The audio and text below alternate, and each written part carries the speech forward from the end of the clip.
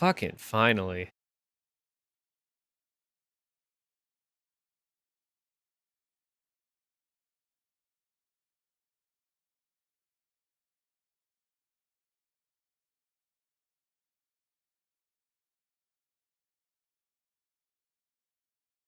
Why, hello there. I found a really hacky way of making it work, and I don't like that I had to do it that way.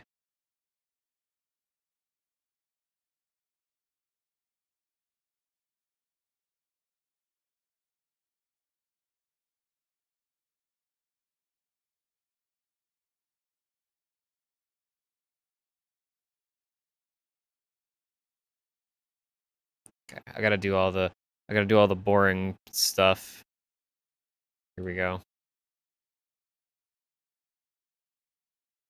And then boop. I will share this around a little bit, I guess. Well, question. I'm a little like, hey Koki, what's going on? I'm a little I'm trying to get myself in a better mood because I got really pissed off about the audio not working, so I need to get in a better mood. um I'm gonna check this real quick.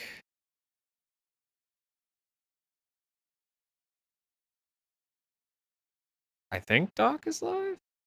Oh, Doc is definitely live, so I should not post in his server. Alright, well that's fine. It doesn't say he's live on Discord. That's so weird. We are here now. Yeah, that's what matters. That's what matters. Okay.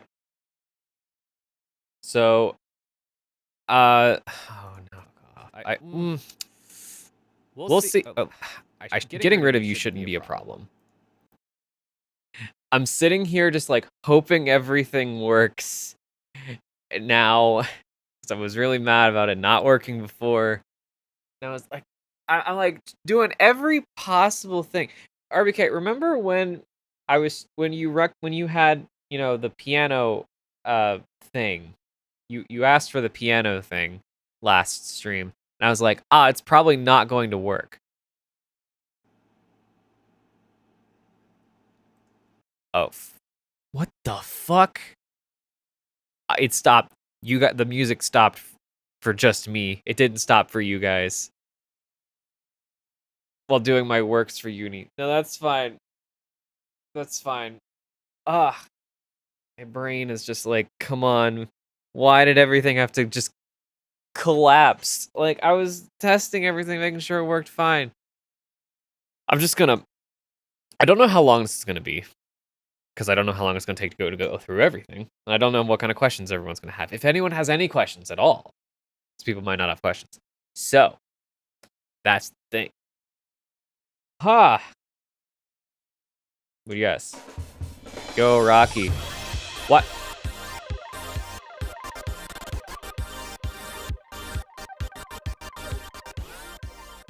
Thank you for the 13 months, Rocky. Wow, thank you so much. Just popping to say hi. Hi. Also, hi, Ash. Oh, hey. Oh, okay. You put your message in and I didn't see it. And then Rocky you and Rocky's message came in at the same time. So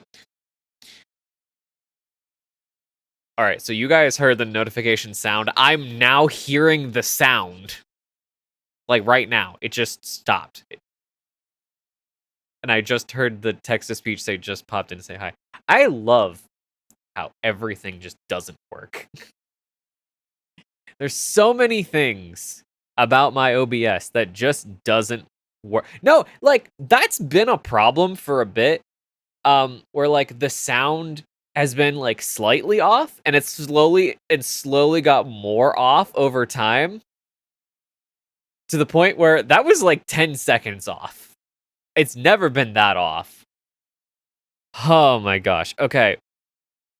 And I have this OBS extension that's not working properly.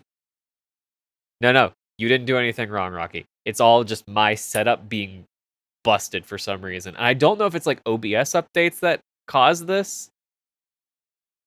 But like I have this really scuffed setup in terms of the way I've patched my audio in my computer to get it to your ears. Because Reaper doesn't do desktop audio, so I even tried using desktop audio, but I have to use this extension. But I found a somewhat workaround that I don't like that I'm using, and hopefully it doesn't break while I'm using it. We'll see! This is gonna be a wild ride. I definitely am a professional. I am a professional. I don't care what you think about me in this current moment. I am a professional. I don't know. It's OBS. Like OBS has been giving me so many problems. OBS is the reason why um secret streams don't happen as much as they used to because of the stupid audio things that I need to work around audio things that don't work half the time. Um because DreamerBot because of I'm using the Stream Elements version of OBS and DreamerBot for some reason isn't working when it should be.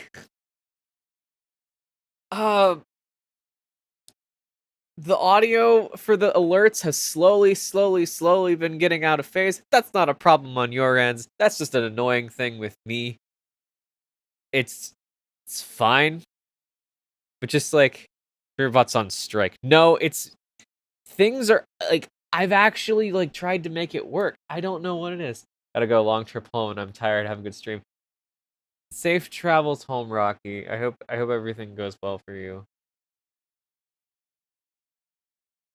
And now it's not even showing me. Okay, yeah, set up bot, and then it just does this, and then it says the bot is set up. I'm like, no, it's not. No, it's not. Like, I'll do a free thing.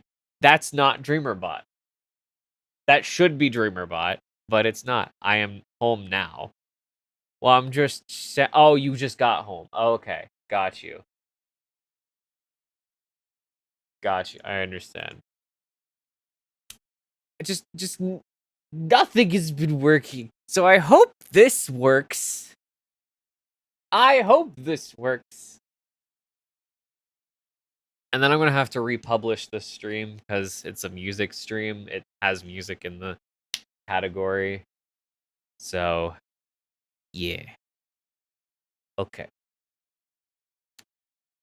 Um, maybe I'll wait for one more song depending on what the next song is. I'm gonna have to skip to the next song. What's the next song? Scars from the same EP. We find a short, chill song. No, because Monster Cat doesn't release short, chill songs. I don't know. I missed the route. It's fine. It's fine. RBK won 5,000 PP. It's fine. You know, I think it's fine. I think it's fine. I think we'll get started. So, I can't. It's not that scene. It's this scene. I don't have a thing for it. So here we are. We're going to. What the?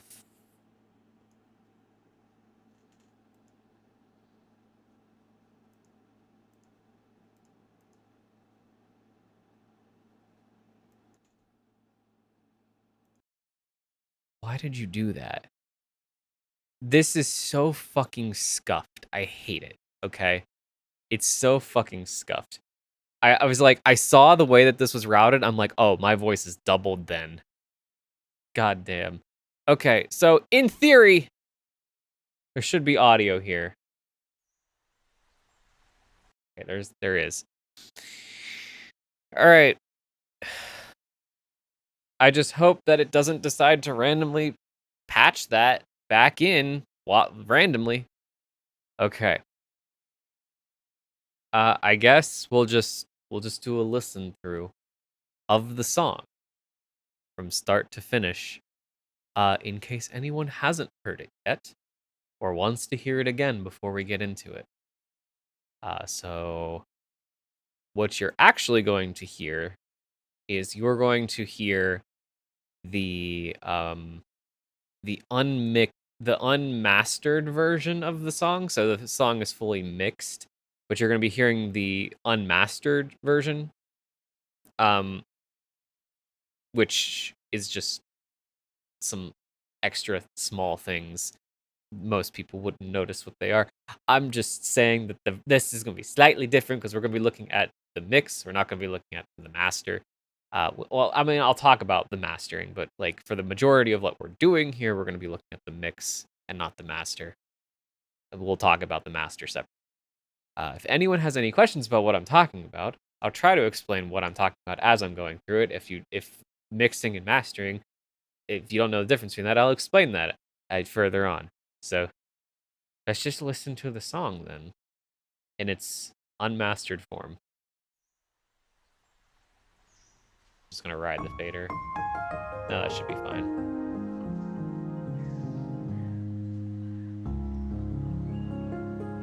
You guys can hear it, right?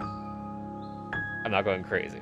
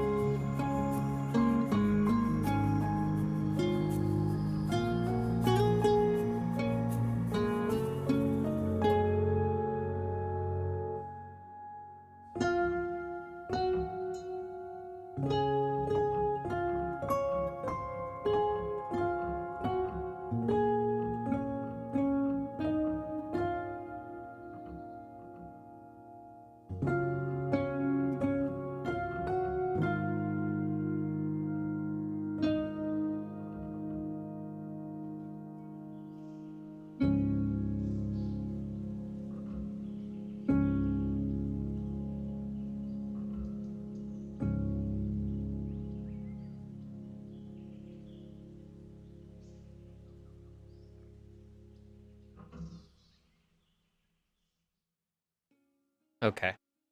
Okay.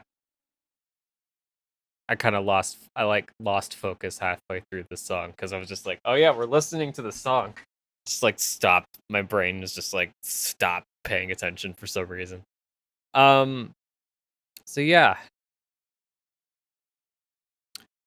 this. How long was I working on this? I have no idea. Um. I think I started working on this. I want to say the beginning of May. Actually, I can. If I open this up, I have to move it over here. You didn't see nothing. You didn't see nothing. Um, I'm trying to see when I made the first version of this. When was this?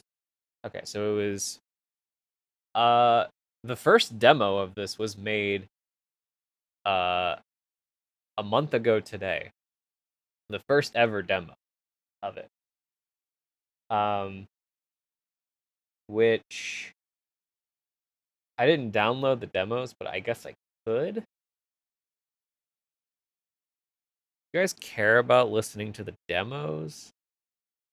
I'll just do this real quick. Just real quick. You actually okay, yeah. That's one demo. That's another demo. Is there any other demos? This is another one. What was this? Okay, that's not for listening. Okay, we got two of the demos. Da da da. I'm always afraid of having anything on screen, but we'll just bring these two in. We'll solo this for now. Okay, so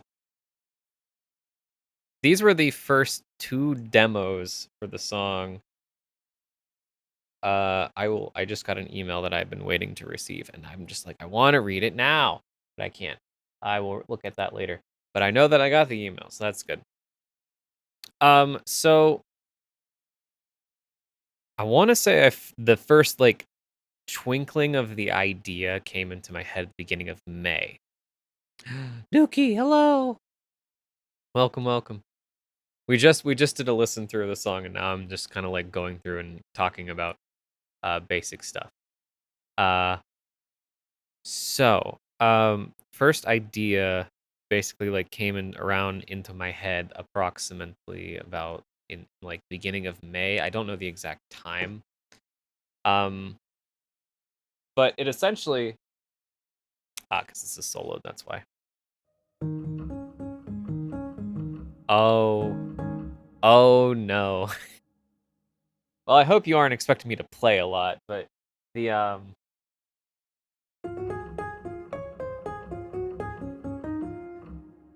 I had I had messed around. I came up with that because I was high expectation. I listen. Um, I came up with that because I think I at some point had accidentally taught myself like the Delta Room theme. How does that go?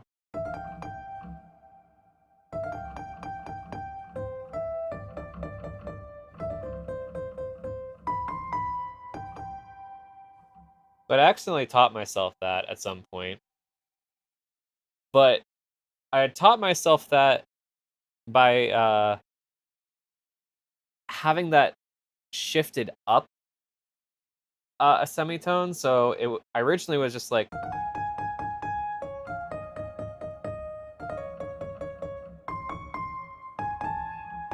well, if I play it right, it's a good sign. I think the track goes into the brain pretty well, and that's a pretty good thing. Yeah, I could hear the similarities. Yeah, yeah. Um, and I was like, oh, is this the Deltarune theme? And then I realized, oh wait, it's not. It's a step down from that.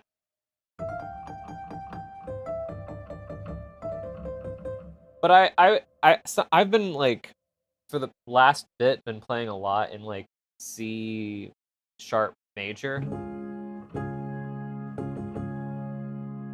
Partially because of the one Porter Robinson song.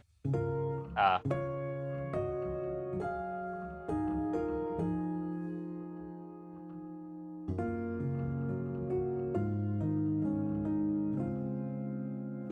Wind Tempos. But I had uh I had come up with like this weird variation on it. I was like, and then and I don't know how to explain how I came up with it. And then I literally just almost verbatim stole the one part from Wind Tempos. Uh, it's a little bit different, but it's highly inspired by that. So it's kind of like a mix between those two styles, those two songs, like Wind Tempos and like the Delta Room theme. Um, and that's like the main, that's like the A section. The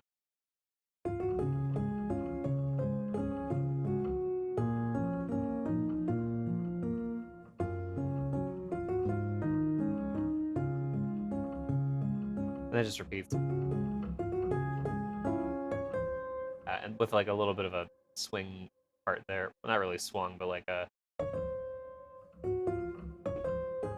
that was the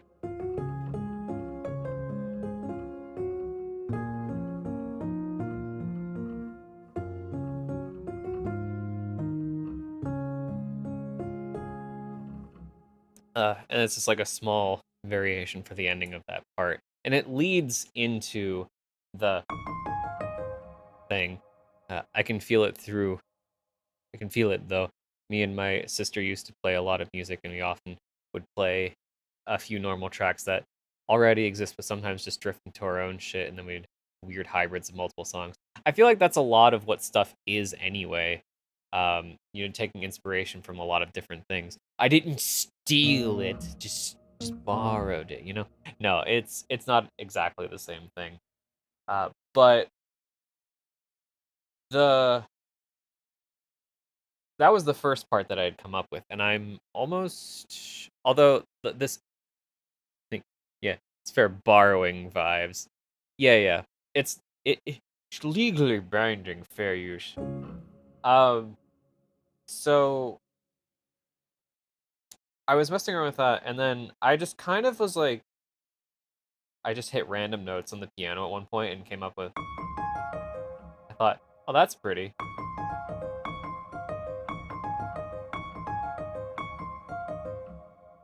Borrowing is a part of the creative process. I mean, it's more inspiration than borrowing. Okay, it's more inspiration because it wasn't intentional. But the that was just kind of like me just fucking around, and I was like, oh, that's kind of neat. I'm using the classic chords that I really like that chord progression of uh major 4, major 5, minor 6, back to major 5. Just the never resolving chord progression that just works with a lot of different things. So much so that I used it in a couple other songs that I've done before. But just pairing those two little things together,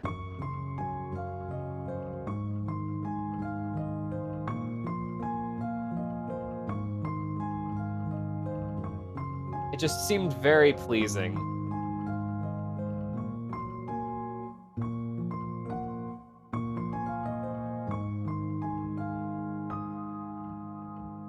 No, it's just really like, I just thought that's neat. Let me pair that. And it ends on the 5. And if you know anything about music theory, the 5 chord always, well, not always, the 5 chord sounds really good when it resolves to the 1 chord, the home chord, which is where this one starts.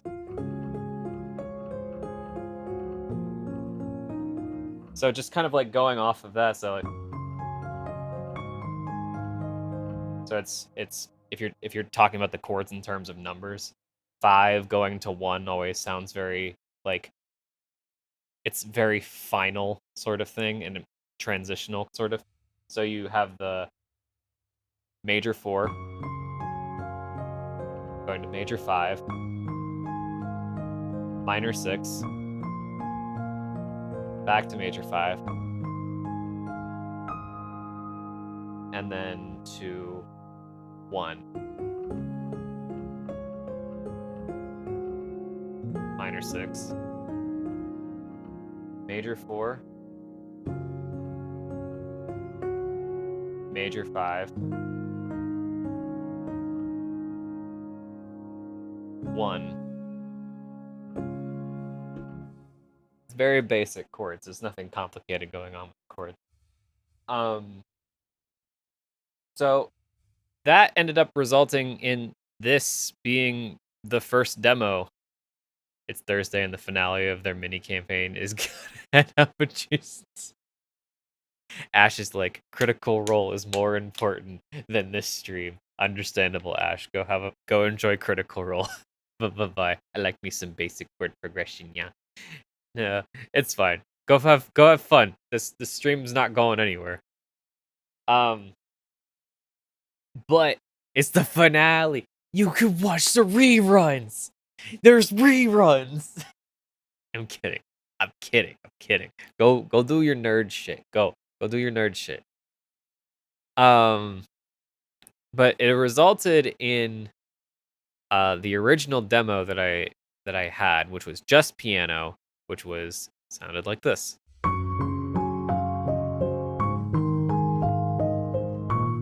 Not very clean, but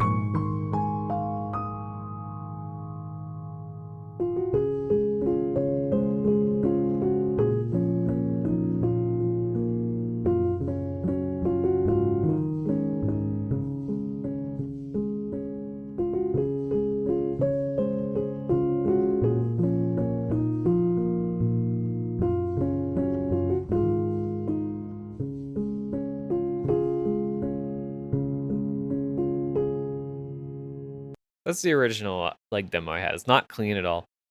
But I have a quick question. If I don't know how many of you if any of you are music nerd enough to be able to figure out what is like the main thing that is the difference between these two motifs.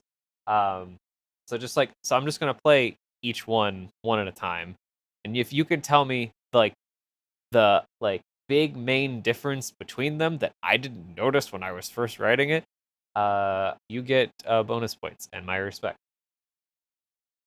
I need to go back to this.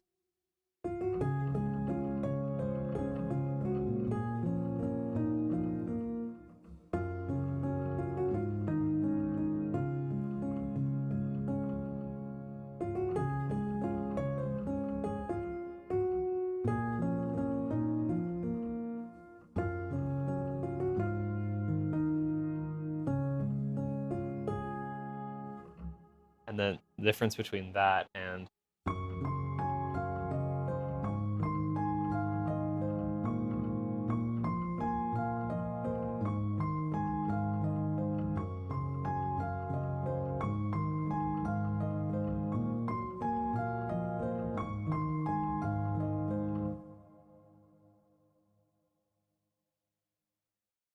it's more of a technical thing, but it's something that I didn't even notice when I originally wrote it.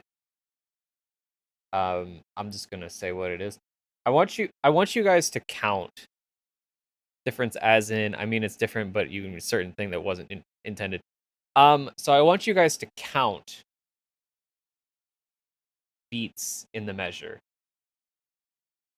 Me putting a lot of emphasis on this makes it seem like I'm putting a lot of like emphasis on like baby shit here.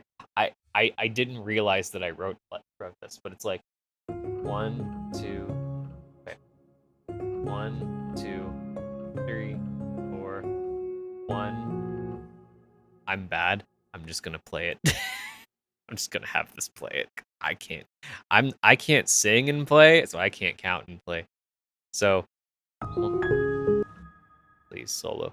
1, 2, 3, 4, 2, 2, 3, 4, 3. I don't know why I'm counting like this. 1, 2, 1, 2, 3, 4, 1, 2, 3, 4, 1, 2, 3, 4. This is very basic. 1, 2, 3, 4, 1, 2, 3, 4.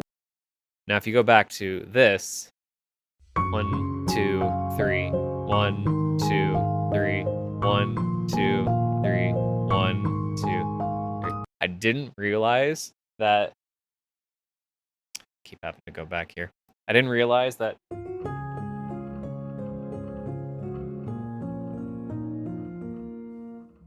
was in 4, and this,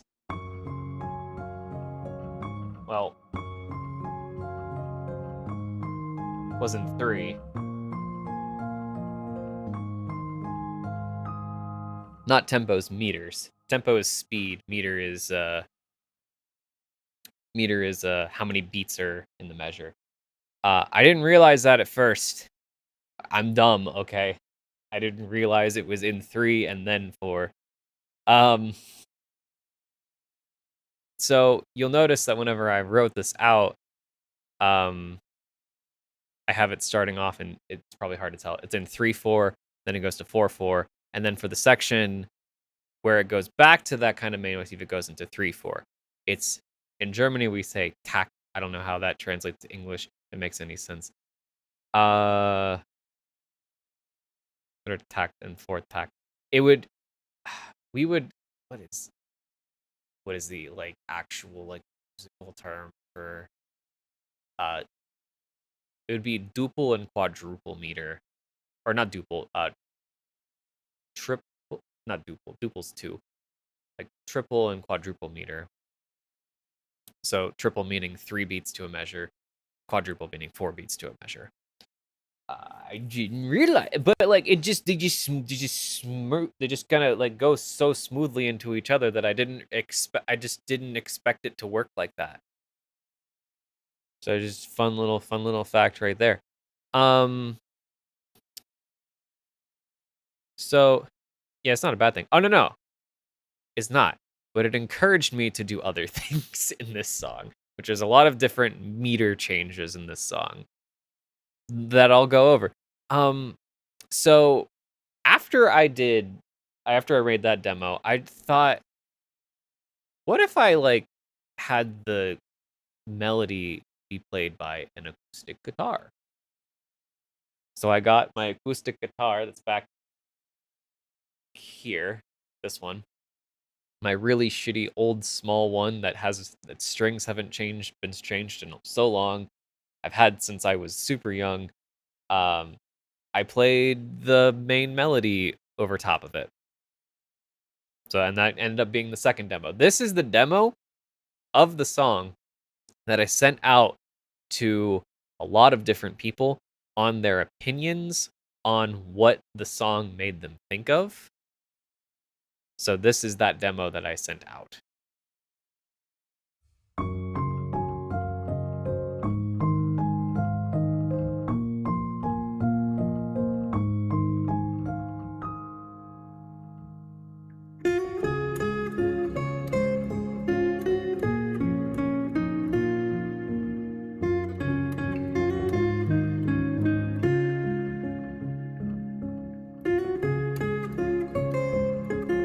No, they didn't.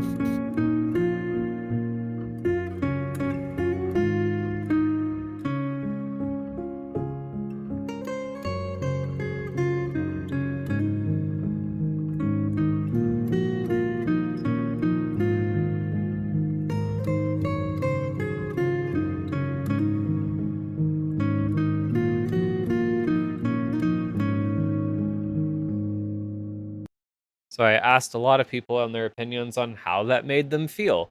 What did it conjure in their heads? What did it make them think of? The main responses I got back were nostalgia, a little bit of like relaxation, or like the end of something. Did anyone give the right answer about the feelings? There was no right answer. I didn't ask for people to I didn't ask the question. So my intentions behind asking the question were to gauge how this what well, to gauge how the song made people feel. Because I didn't want to go I didn't want to go about, with this idea with the intent that I originally had. Because when I had first created this melody, um, I was like, I feel like I want to use this in some context for this purpose, writing a song for Ash.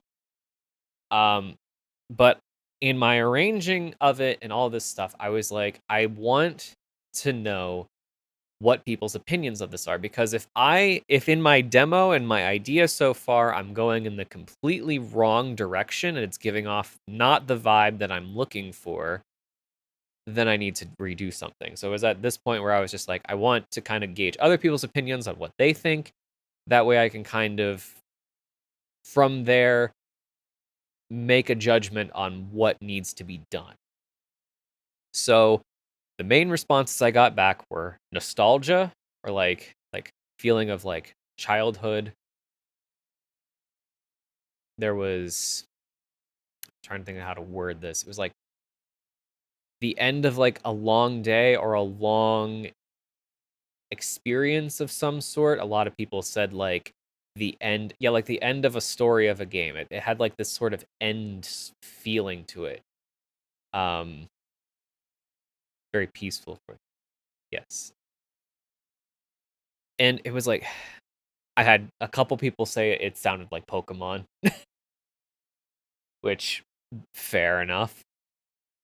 So I'm like, okay, so like childhood nostalgia, Pokemon, uh end of something. So I'm like, okay, how do I want to go now with this information? The end of a Pokemon game, the bike ride home. Yeah, yeah, yeah.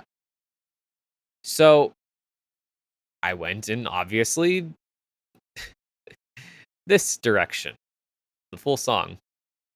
Now, I had originally this song went through a lot of revision in terms of how I went about arranging it. So after I had uh figured out, the different sections that I wanted of the song. So the main sections that I had created were obviously, the part. I had created that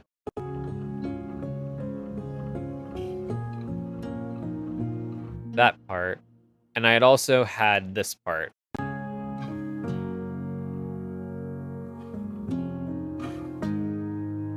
And I originally arranged, so the next part the next process of this was arranging it, because I was like, so I need to figure out how to take these essential three ideas that I have and, you know, place them out horizontally in a way that, you can make a song out of it.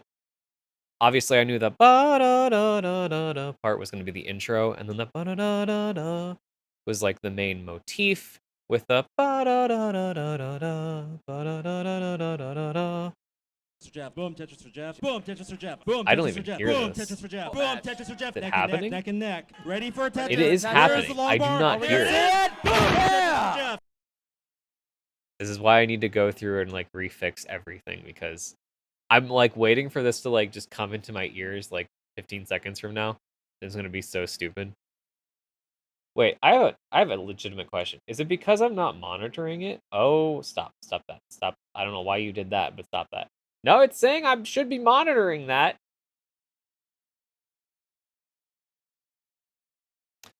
I don't understand.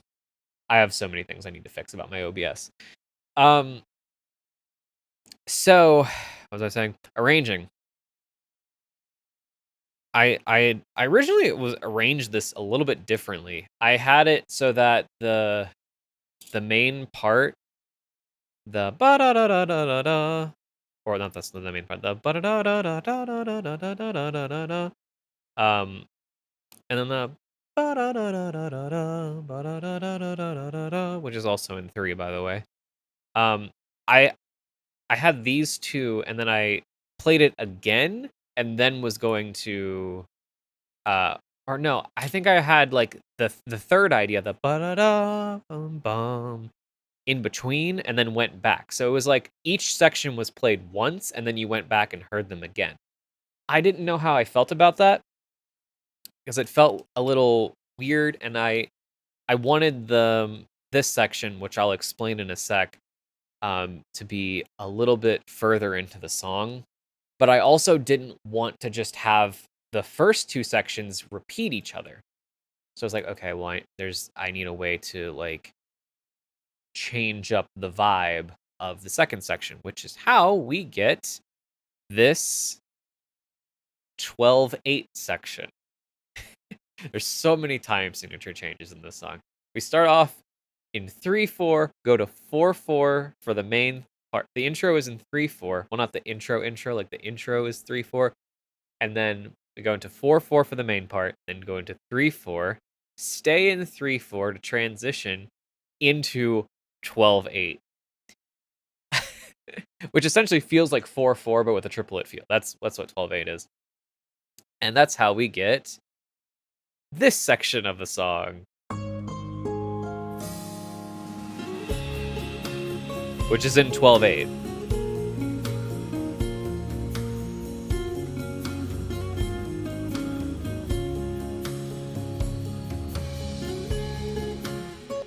Now, the original idea that I was going for here, I don't know if it's obvious that this is what I was doing for the song, but there's 2 main instruments that are played throughout the song, a piano and a guitar, almost as if it represents 2 separate ideas, 2 separate things, 2 separate entities. So I wanted to give each their own separate time to shine in the song. So the intro is the piano, and then this part is the guitar. The guitar has the melody here. The piano is just supporting the guitar. And in the beginning, it's just the piano with the guitar supporting the piano. The roles have swapped here in terms of who has the melody and who's supporting. Now they're supporting in different ways here.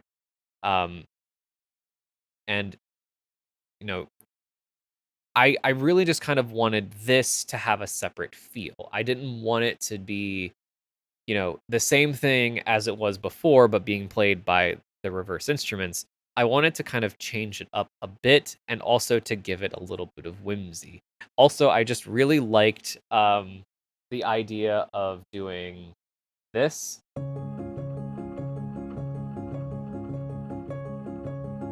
I just really liked the feeling of that.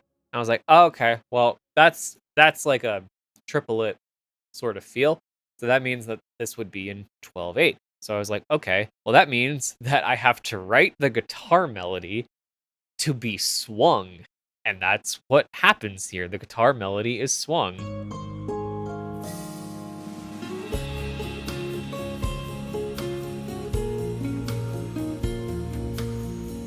It's a lot different than what's happening over here, where it's just straight eighth notes.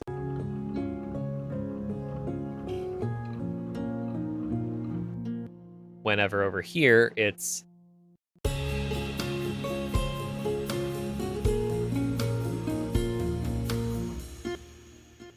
so you have the swung note, the swung section versus the straight section. I really kind of I'll talk about how I went about orchestrating this section in a bit. I still kind of want to just go over the main arranging part. I'll go into more detail about a lot of different things in a bit, but the next main part is I wanna go in here a little bit so that I can get the start into it. But it's this section.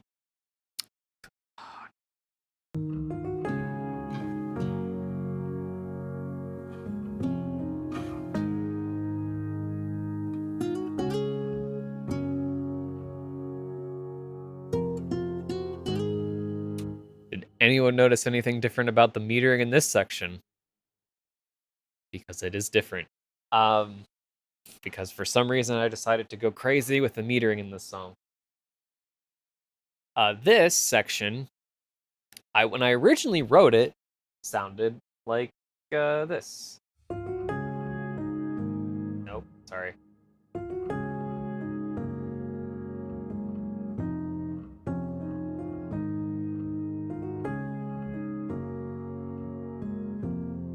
If I could play it.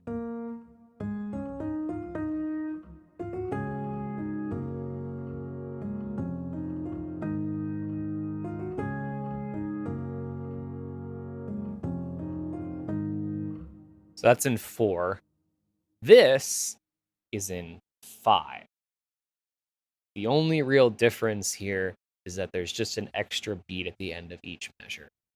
So a little bit of extra space.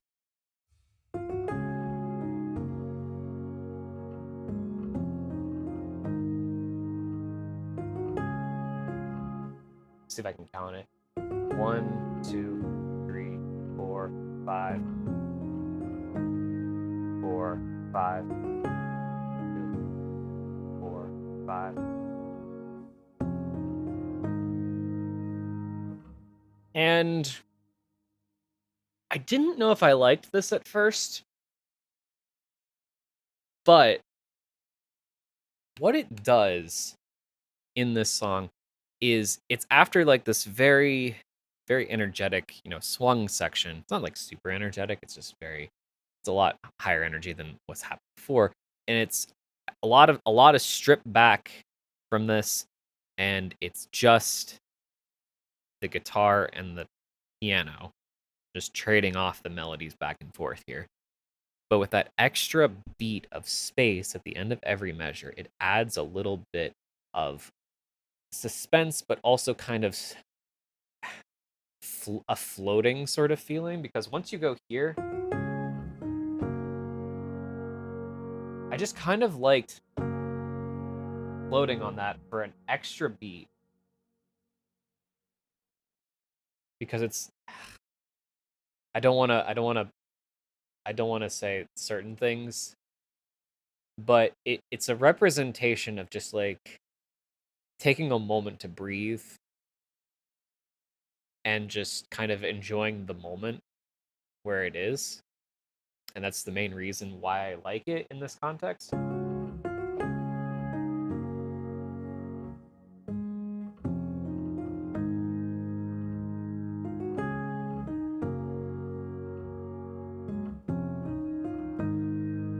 Compared to if it was just in 4.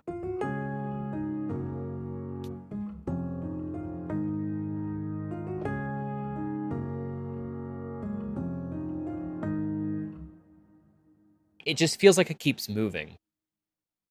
And there's nothing wrong with that. It's not wrong. But I just felt like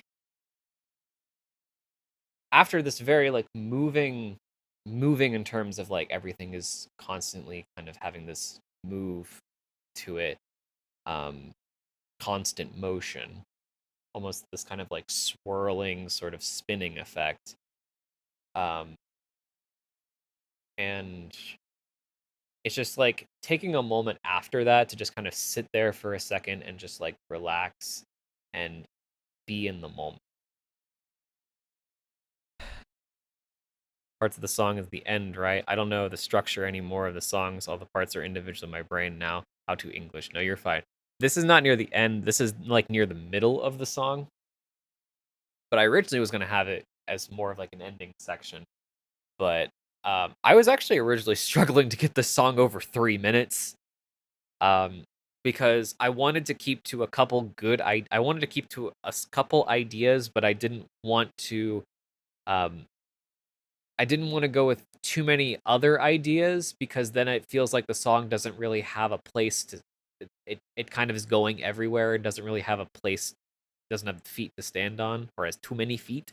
Doesn't look natural, just too much going on.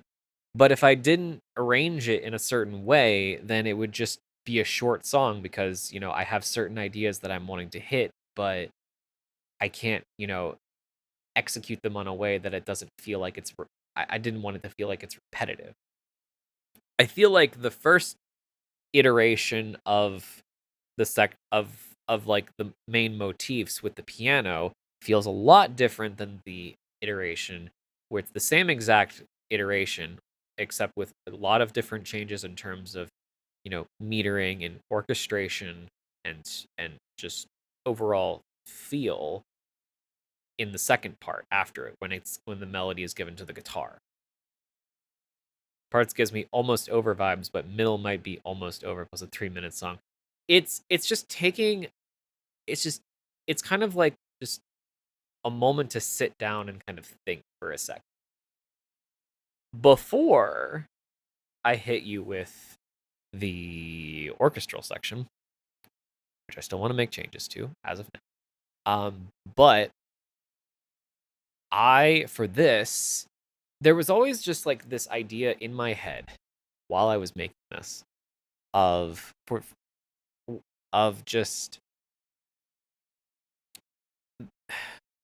an idea inspired by the song Hymn of Axiom, which if you know Vienna Tang, you would know Hymn of Axiom, which is a very beautiful a cappella piece by just one person. I think there's multiple harmonies that she's singing, but also there is a vocoder in it. It has sort of that hide and seek by Imogen Heap feel, the What You Say song.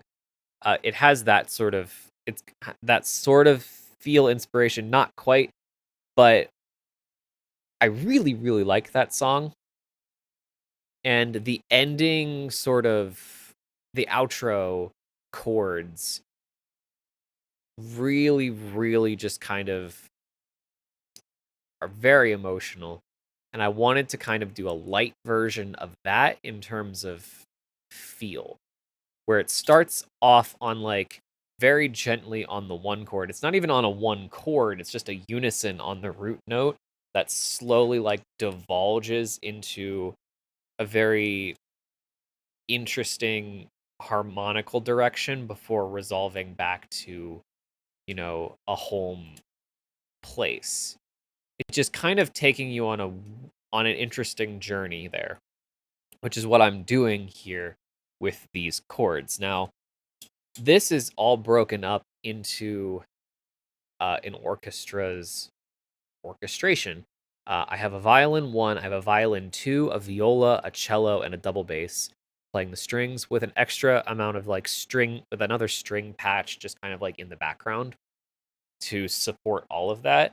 And I wrote out this in sort of like a 5-part harmony thing for all of those instruments. So violin 1, 2, viola, cello, and double bass, 5-part harmony, where I had each instrument playing a very specific note that was to the chord I was wanting. I have like my own notes here of like how I wanted to actually lay this out. It took me a while to write out this section as for a short of a section of the song it is. It had a lot of time and effort put into it in terms of how I wanted to go through, and I actually rewrote the chords a lot over time.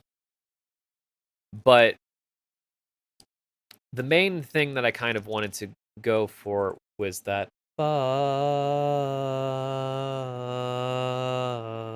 sort of thing from the Hymn of Axiom. I feel like I sort of got to that. I've got to go. Hope you have a nice stream. Bye bye. Thanks for always making my days better with you. Koki, let me answer your question real quick. Because you had a question about the birds. I literally just have like 2 things of forest ambience playing in the background during the song. That's where the birds are coming from. So, hope that answers your question. Thanks for stopping by, and have a good rest of your evening. Hope your uni work goes well if you still have more to do. Okay. Boy. So I'll just like go through this like let me just solo. I don't know, let me not do that. Let me just play just the strings here so you can kind of hear the chords that are going on here. So it starts off with, I'm pretty sure, violin 1 and the viola playing the root note. They're not in the same octave, but they're playing the same note.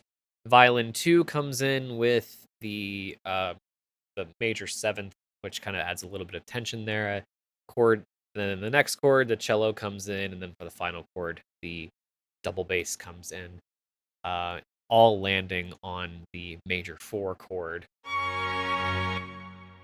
But it starts off on essentially would be a 1, but it's more like just unison on the tonic, and then the next chord is more of just a major 7 chord without a third or a fifth, so just kind of the 1 in the major 7, which adds a bit of dissonance because those two notes by themselves are pretty dissonant.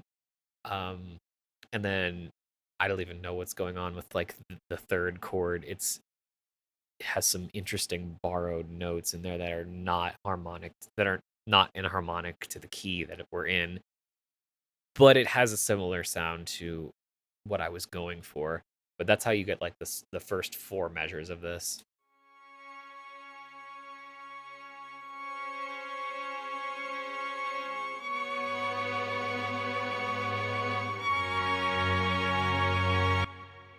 So you have that. This is, I think, I want to say the first time in the song that you have a 4-to-1 resolution. So, uh, because I am soloed, that is why. So you have a 4-to-1 resolution.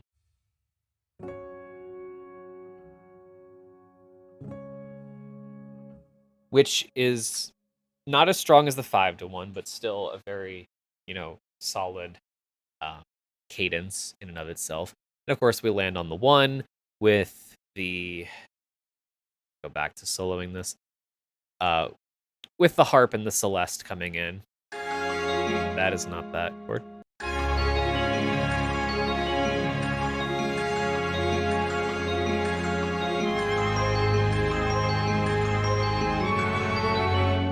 We'll talk about that, because it's the first sort of borrowed chord, other than like what was happening before. It's this first sort of like borrowed chord feeling that you have in the song. The celeste and the harp are playing at the same time. Kind of hard to hear the harp, but the harp is there. They're just arpeggiating the chords that are happening. The first chord being a 1 chord.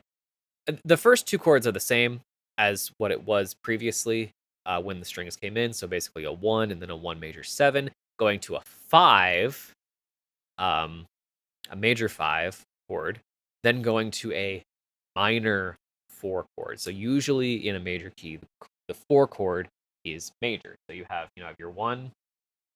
I need to go back and do this again. So in a major key, you have your 1. Why do I not have sound for that? Hello? Why? I have questions. Oh, because the volume is turned all the way down. That would explain it. So you have your 1 chord, you have your 2 chord, your major 1 chord, your minor 2 chord, your minor 3 chord, your major 4 chord. Sorry, major 4 chord, major 5 chord, minor 6 chord, and then your diminished 7th chord. Yeah. And then back to 1.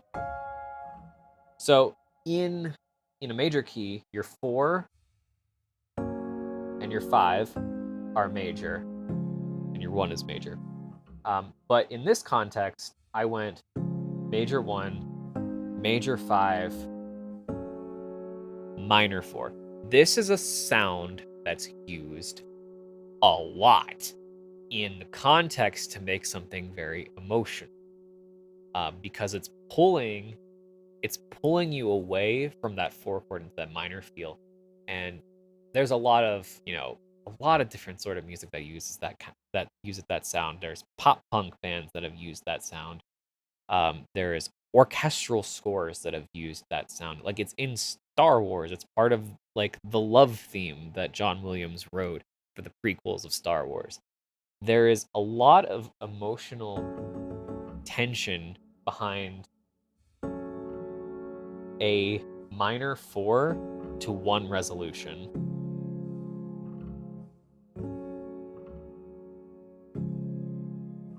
It's just a very beautiful sound, because like, and you could do that in other keys, like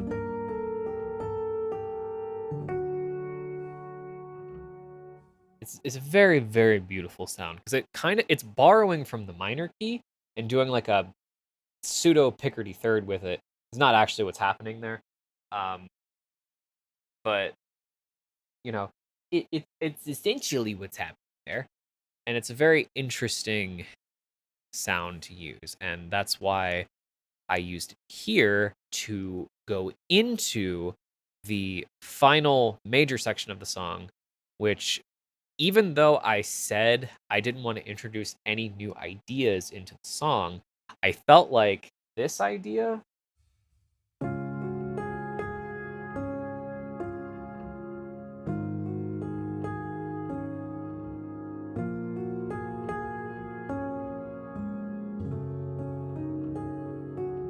is fine, because I still am using the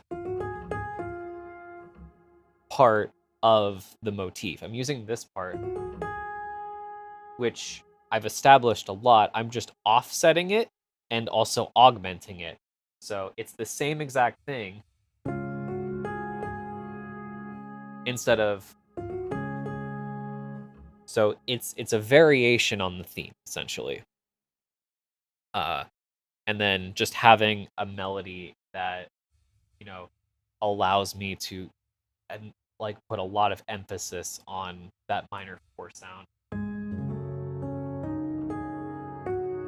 Took me forever to figure out what I wanted to do there. But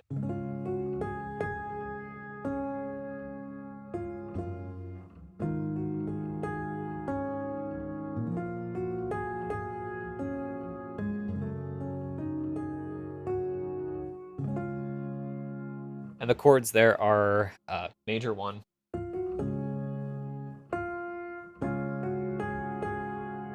to major 5, minor 6, to the minor 4, back to 1. So that's what's going on there. And after the huge energy from this orchestral section, which I was originally going to cut because I'm like, I don't know how I feel about this being in the song, but the more I just worked on it, the more the better it started to sound, and the more I felt like it was appropriate for the song. But like, after this huge bombastic like orchestral section that I still want to redo,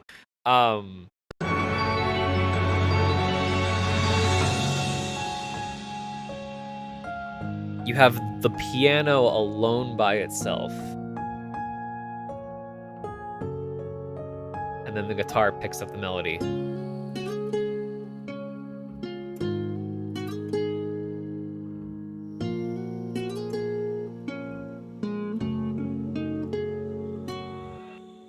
And then the final section of the song is really a call and response between the two instruments, because it's sort of like them just interweaving within each other. And this is like the closest that these two instruments have intertwined with each other for the whole song, to the point where they then become in unison with one, and then go further and then start doing their own things and being unique among themselves while intermingling with each other. Because they're not the same, they are different. The melodies themselves are different, the instruments are different, they have their own personalities, but they're still together at the ending part of that. So they have their own space. This is the closest they've been in terms of melody going off back and forth in the song, to the point where they come together and then intermingle, have their own space at the same time. And that's this ending section, wherever it is in terms of timing. I think it's like right here. Yeah. piano to guitar, piano, or both of them, and then they go off and do their own things. Then come back together.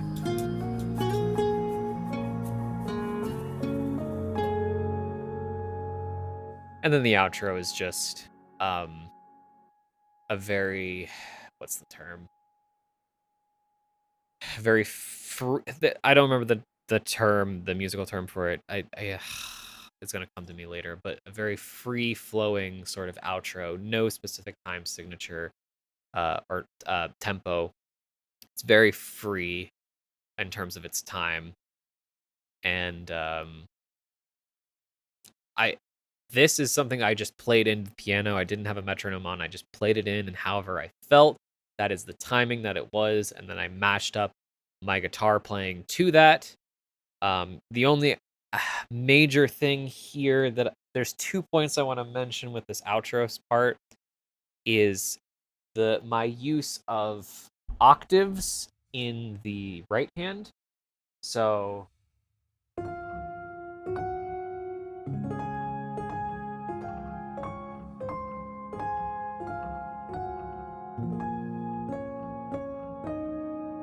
I'm playing that melody in octaves. So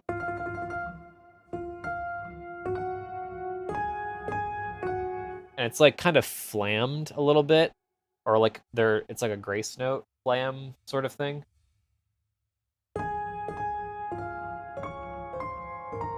Ah.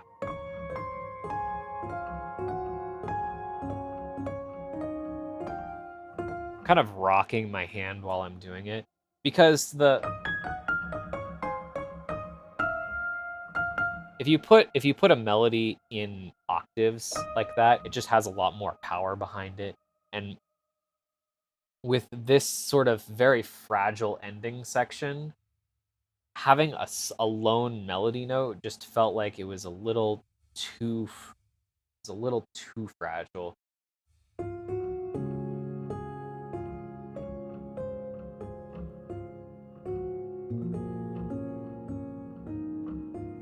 It's like, yeah, that's emotional, but I feel like, and even like just playing it in the upper octave doesn't seem like it has the same effect. Or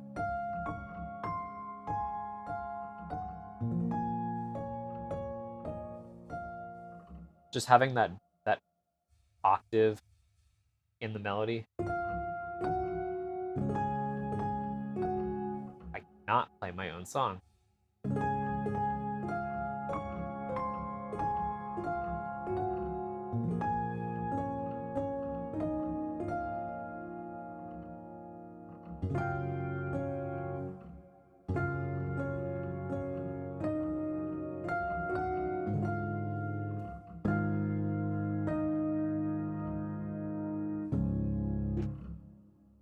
I could play my own fucking song. Anyway, the only other thing here is I want to mention my voicing for the final chord is this is the lowest that the one chord has been in this song. I am using a 1/5 octave in the left hand, so like a power chord sort of thing, and then a 3/5/1, so kind of like a first inversion version of the chord in the right hand. This is like my personal favorite ending chord voicing because it has a very strong bottom. Because if I put a third in the bottom, it's going to sound really messy because, notes that are very close in the low end just sound very muddy. They don't sound very clean. So that's why I'm going with a very wide voicing in the left hand and a little bit more of a closer, not like super close, but a very just first inversion version of the chord because I wanted to have that main melody note as it comes down. I wanted that the top note of the chord to be the root note, because if it was just the fifth, it wouldn't sound as interesting. So it'd be like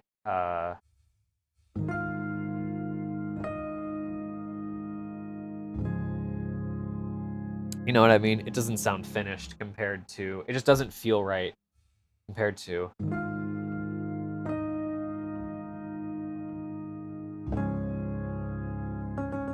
Because you're leading the melody to that exact note.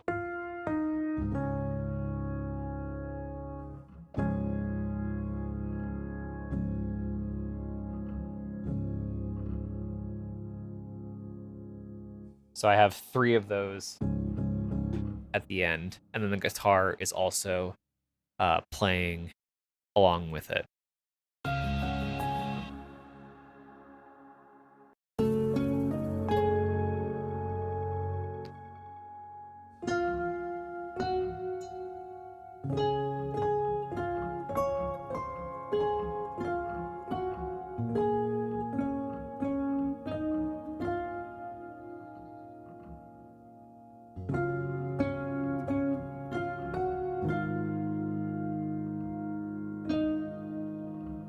There's a lot of space here.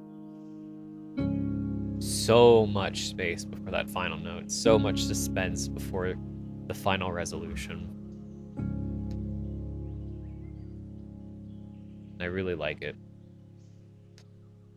So that's songwriting and arrangement. Let's talk about orchestration a little bit. So the song itself has, like I've said, mainly 2 instruments. There's mainly 2 instruments that are carrying the song, which are the piano and the guitar. Specifically, I think it's a piano with a felt sound. I think it's actually a cotton piano instead of a felt piano. Let's see if it's actually. Oh no, it's a felt piano. So it's a felt piano, which is essentially a piano that has some felt on the strings, which gives it a completely different sound, a lot softer sound. And then I'm using a nylon string guitar. I'm not using a steel string guitar. I'm using a nylon string guitar, also known as a classical guitar, also known as a Spanish guitar, whatever you want to call it.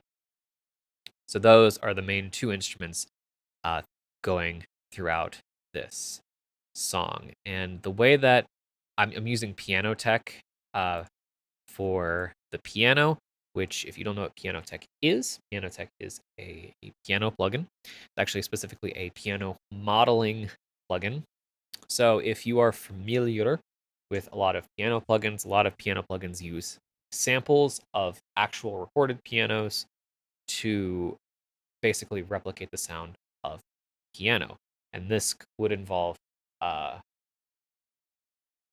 like a lot of data, because you have like hundreds upon hundreds of different recordings of each note on the piano played at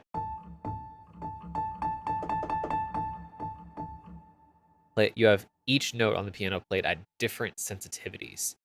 And then they record that. They record each and every one of those. So there's like hundreds and hundreds of different audio files.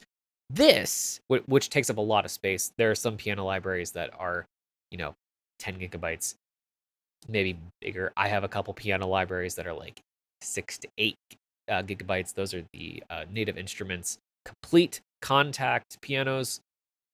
Those can get pretty big, and they sound very nice because they're recorded off actual pianos. This is essentially a synthesizer. And what I mean by that is it's not actually like a synth itself, but it's using a lot of mathematical modeling generation formulas and stuff to essentially recreate the sound of a piano from scratch, from absolutely nothing. From like, there's no samples in this, but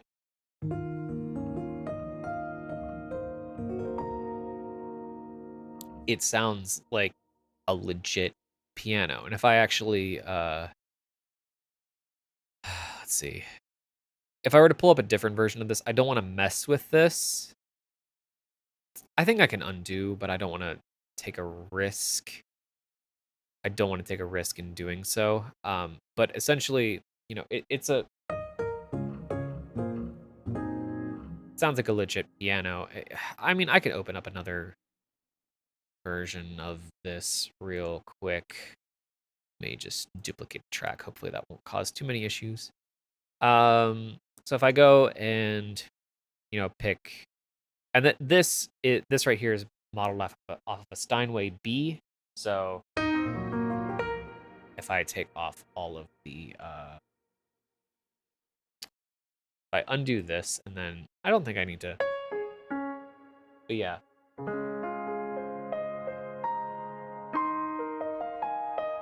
I have some extra effects on here that I'll just turn that off.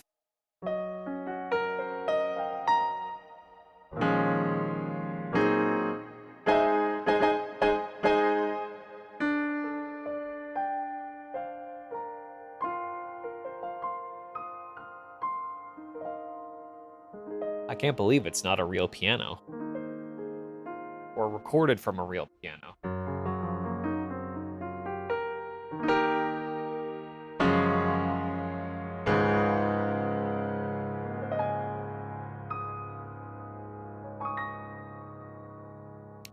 So I'm using this plugin right here.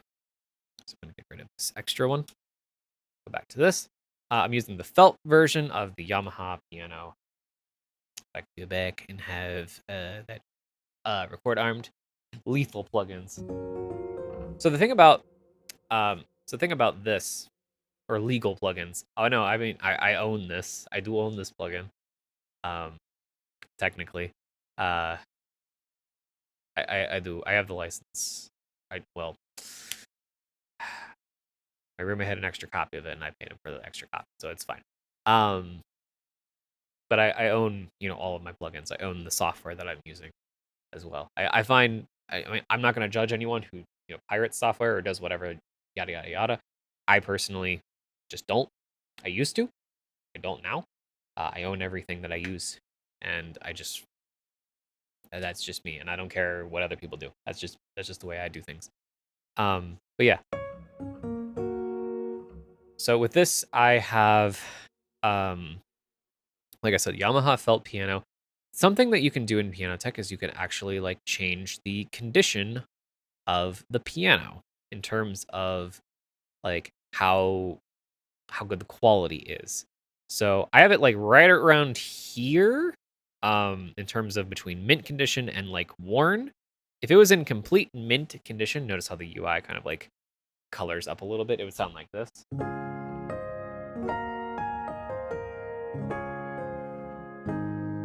Very clean, very solid.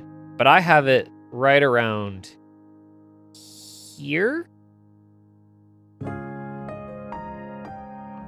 Maybe not quite that much, but it sounds a little slightly not fully in tune.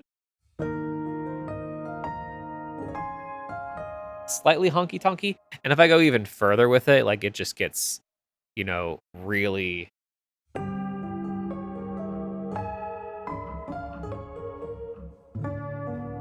got it. There's a point where it just becomes completely unplayable, but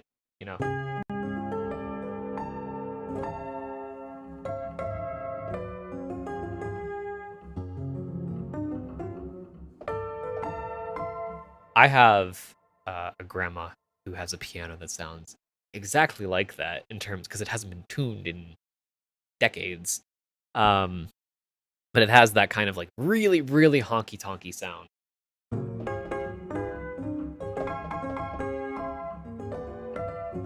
Kind of like that Western saloon sort of sound. Just an out of tune piano essentially. But I have it right around, or usually for this song I had it right around here, because I wanted it to be I didn't want it to be mint perfect clean, so I brought it down the condition. There's a slight amount of honky tonk in there on that. So let's talk about the guitars. Also, another thing you'll notice, I don't know if it'll come across, but you can hear that I'm hitting the pedal. and you can see it here, but this also replicates the sound of pedal noise and also like key noise, which is really cool. Makes it sound more authentic as I look like I'm doing something really awkward off screen. Let's talk about the guitars. I have my recording setup for the guitars, or for the guitar, was I had two mics on a stereo bar pointed like this at the guitar. So if you're the guitar, they were pointed at you like this, essentially. And I had one pointed more at the body of the guitar and one pointed more at the neck of the guitar. You have different sort of sounds between the two of those. I also had a DI plugged in, which a direct input. So the guitar had a pickup, so I plugged in the pickup, ran it through a DI, ran it into my interface.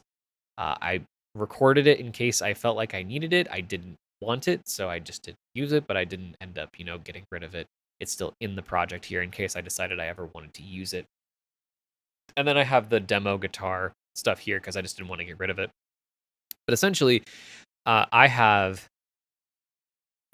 broke this up into, I wanted to process it separate. I wanted to process it in a certain way so that uh, the chord parts of the chord parts, where I'm kind of more playing, background stuff compared to melody stuff.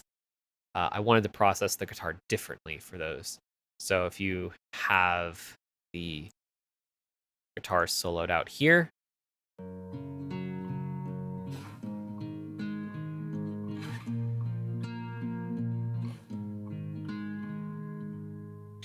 and if you're keen enough, or if you're listening in stereo, so if you have headphones on or are using two speakers, you'll probably notice that there are two separate guitar recordings, one completely in one ear and one completely in the other ear. That's just to add some space between the guitar sounds. That way it feels a lot more wide in the stereo spectrum.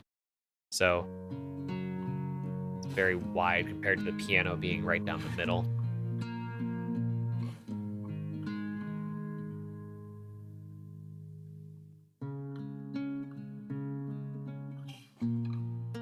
So those are on the side while the piano is playing down the center.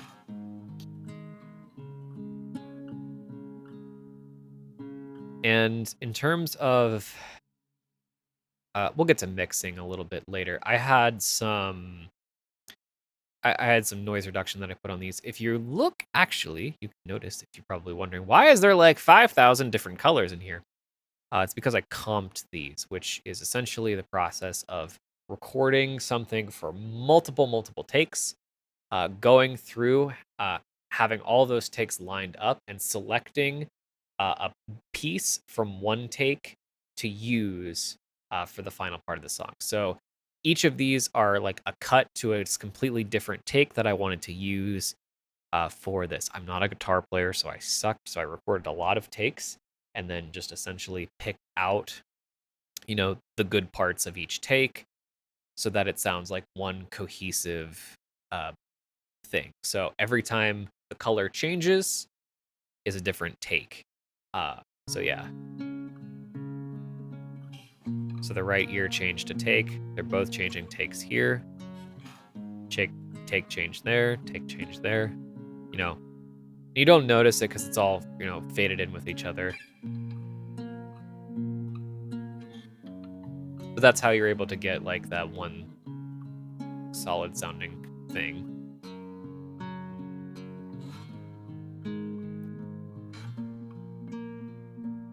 I'm just bad at playing guitar, so that's how you get that. But then you have the solo guitars right here, or the lead melody sort of thing.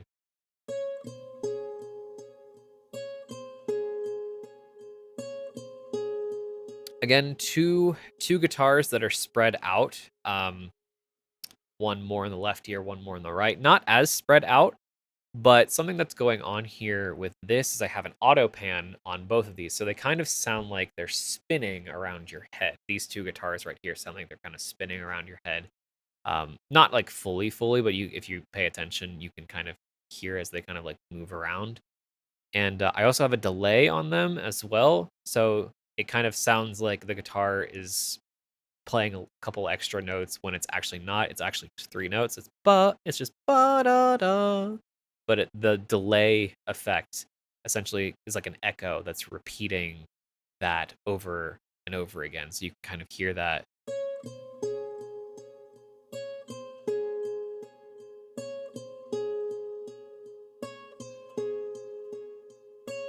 That's just layered with the piano.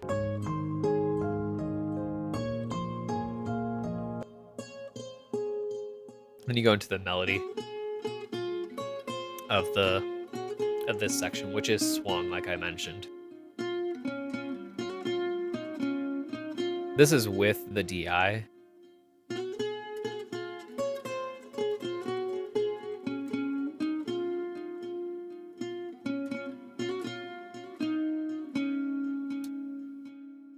So not something that I particularly wanted to use, but it was there in case I wanted to. But yeah.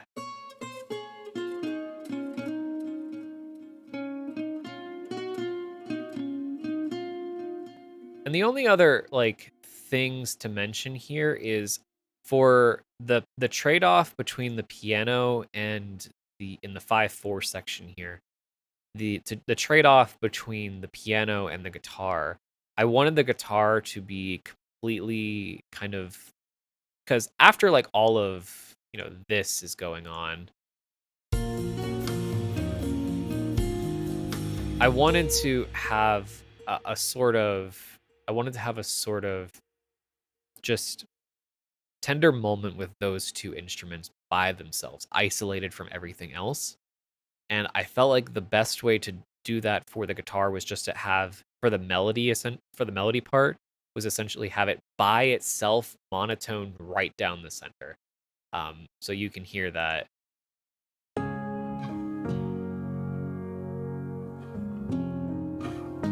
When it's the guitar's part. Just straight down the center by itself.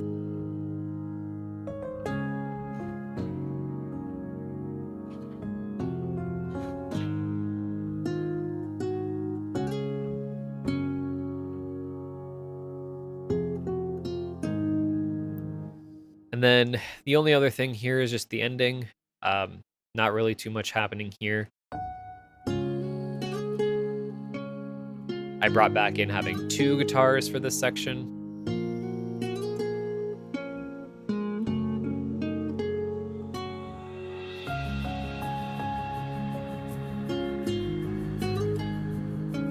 These guitars are not quite all the way panned out. They're a little bit closer to the center.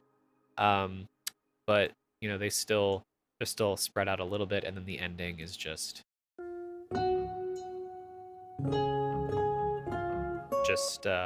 following the piano section for that. I went over the strings, so I'm not going to go too much more in depth, other than I felt like that there were parts of the song where I wanted a little bit more bass, a little bit more low end. So instead of using a bass, I used the double bass that I already had in the song because I felt like it was a little bit more natural. I'm not saying a bass wouldn't have been natural, but I just felt like a little bit has a more organic, sort of airy sort of sound. And I ended up using it here during this section. It's a very subtle thing. You don't really notice it, but it adds like some low end to the mix compared to like what was before.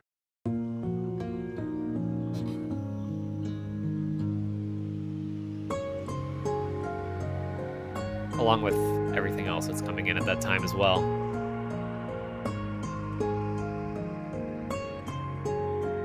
And then I also have that playing through the swing section, obviously through the orchestral section, and then the outro part right here.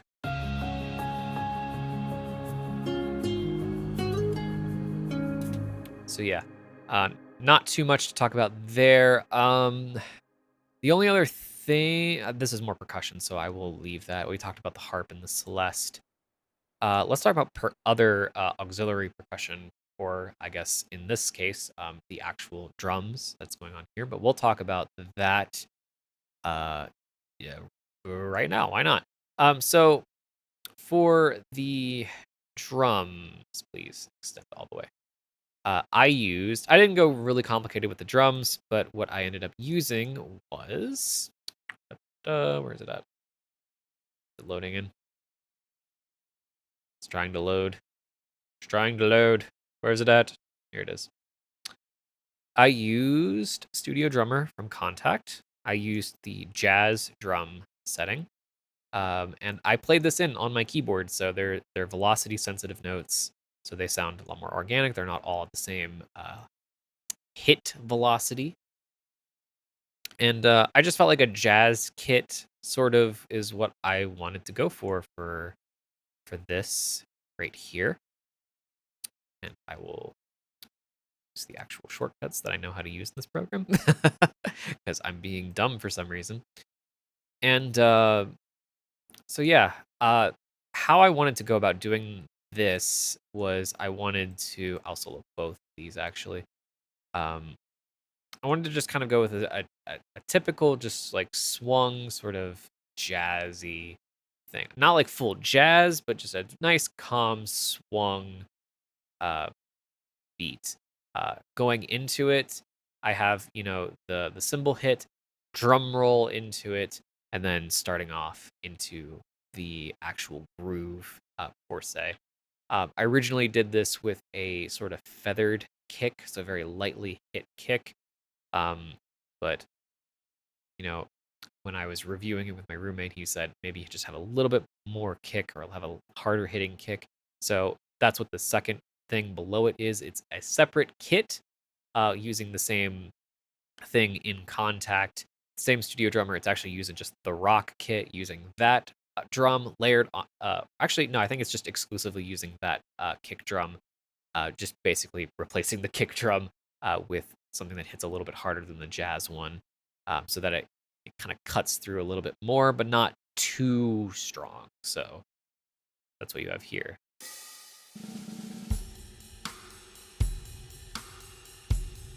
Triplets on the ride cymbal. Kick on one, and then you have the what is that called? My brain is being dead. Rim shot, not rim shots, but like rim clicks on in the 3/4 section on 2 and 4. So you typically would have them. One, or, let me 1, 2, 3, 4. 1, 2, 3, 4. And then I have a couple little tom fills in there just to kind of add a little bit more interest in there. And then once you get to the 3/4 section, obviously it changes the metering, so the groove changes a little bit.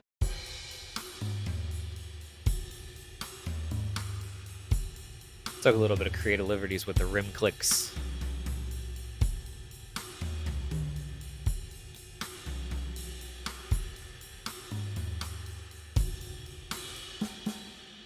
And then for those last 2 hits, I just had them be regular snare hits instead of clicks. Just felt like that was what was necessary for that. So yeah. Next, we'll just talk about, let's talk about this. Let's talk about the kabasa.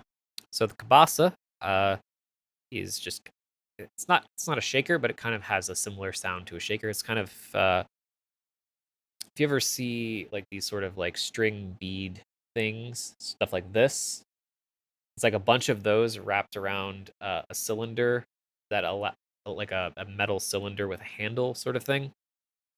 It's actually kind of, it's not really a metal cylinder. Really. If you look up a kabasa, not a you'll see what I'm talking about. But basically, it kind of has the same sort of sound as a shaker, and that's what I have here. And I actually played that in with an actual kabasa. My roommate has kabasa, so I ended up just playing it in. So yeah, that's what this is. 2 kabasa parts spread each of them spread out into each ear, so they're all the way on the side. With that accent on the same beat that the snare would be. 1, 2, 3. Well, it wasn't exactly 1, but 1, 2, 3, 4. 1, 2, 3, 4. So that extra accent on 2 and 4 to, enunciate the snare and also to give it a little bit of a groove. I also use this later on in the song, right over here, under a different groove, obviously, for the same kind of feel. I also have some shaker here at the end of the song. So placed on top with the kabasa, you have this sort of sound.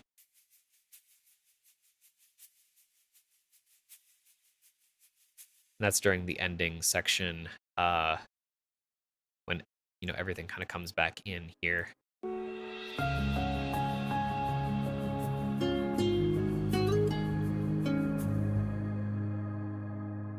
So yeah, there's a couple other accent little auxiliary percussion here. You have a cymbal roll, which I don't have for some reason a cymbal roll somewhere in my library of tons and tons and tons of sound effects and musical audio files and stuff. So I went and I just got a cymbal.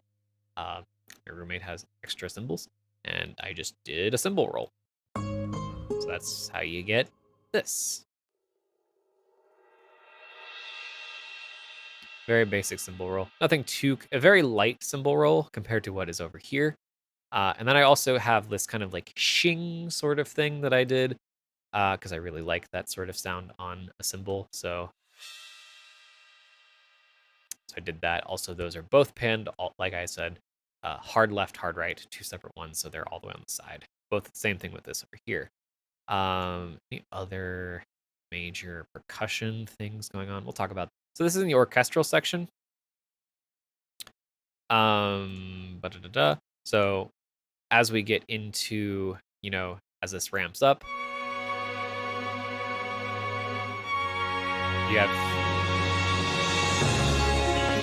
you have these 2 cymbal rolls that are a lot more energetic than the ones that were before.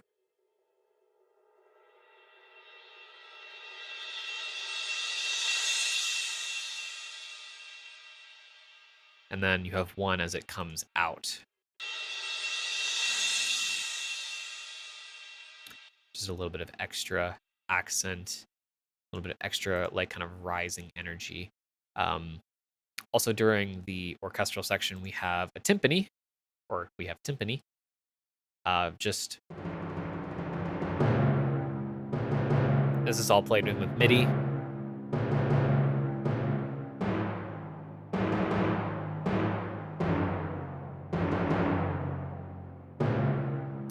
And then I have what is essentially a bass drum roll here to accent going into beat 1 there.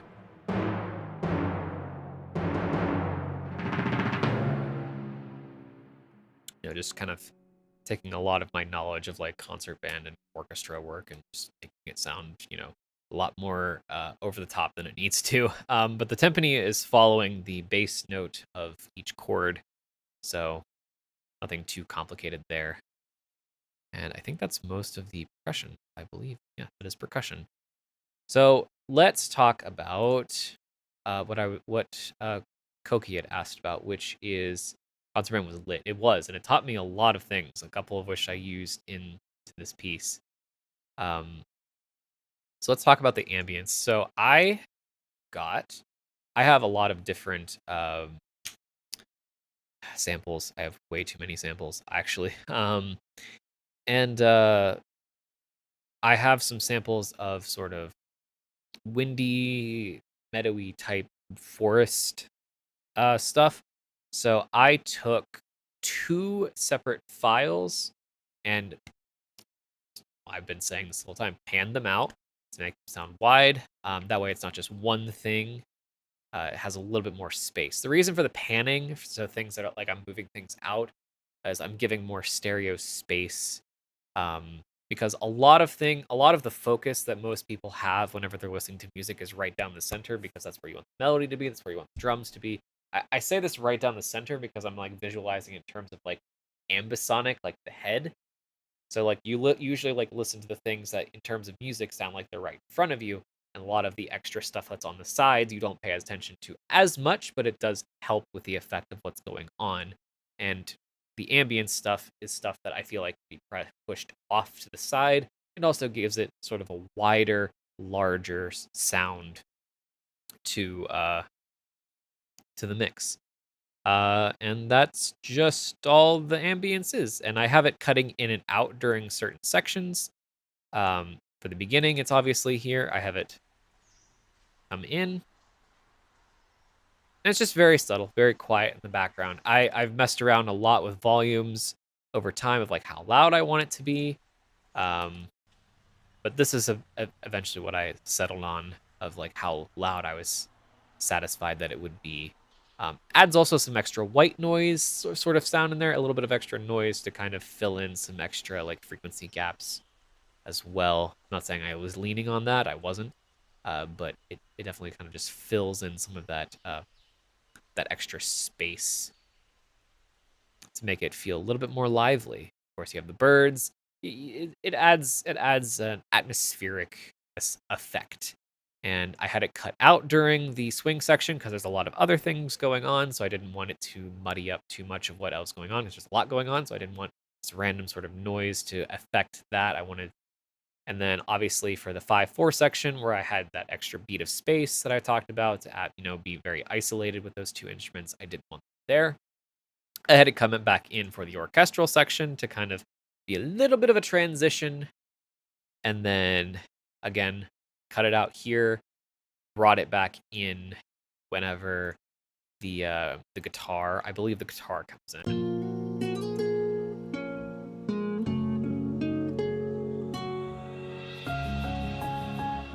And then I have it come in right, I have it sort of fade in right before the last note comes in.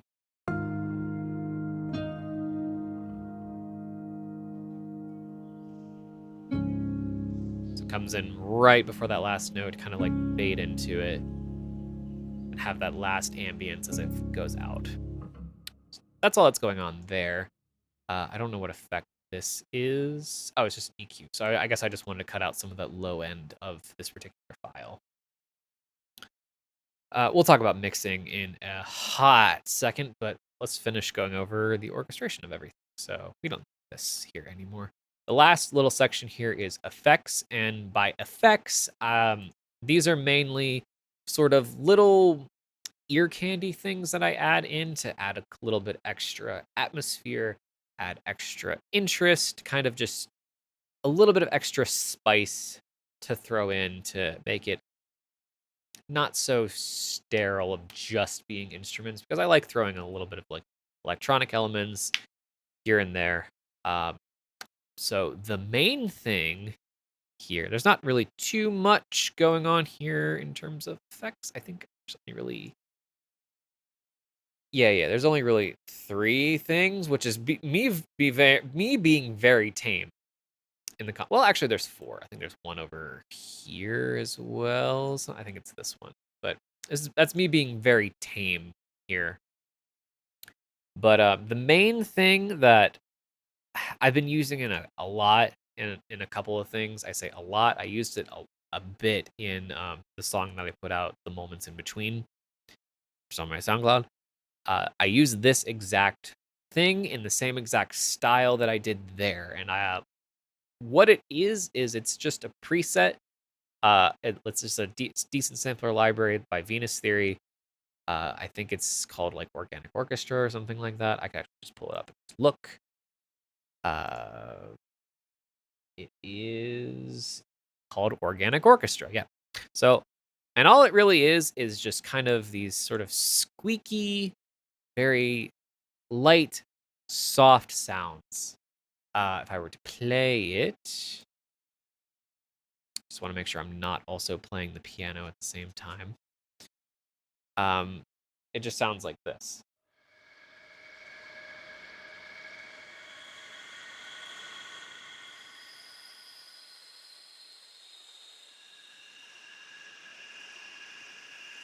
It's me just playing it a little bit there. So what I just did here is I just went through and just played the song, had it record, and just kind of did whatever. I didn't do this to the grid. I didn't, I didn't have this quantized. It's not really to any beat. It's just kind of me just touching random keys on the keyboard in the key of the song, and just kind of like just doing expression stuff. So on its own, it just kind of sounds like random stuff, and that's what it is. It's background sort of ear candy.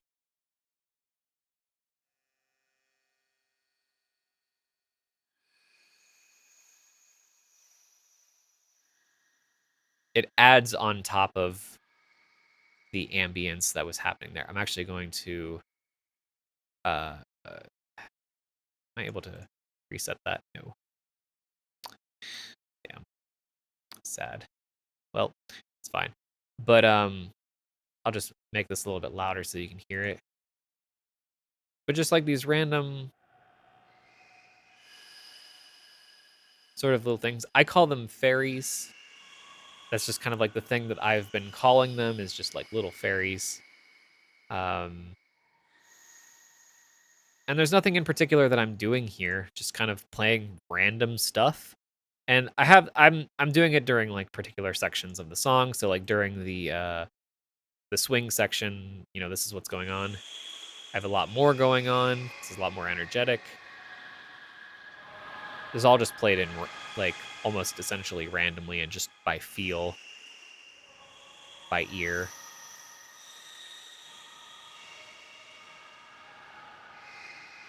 And I think it's just a really interesting sort of sound when you add it to the song. So like in context with everything that's going on.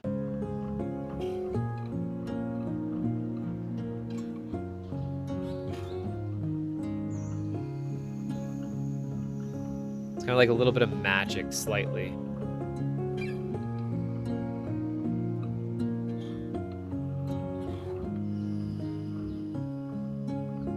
And another thing that's going on here is I have an auto pan on it.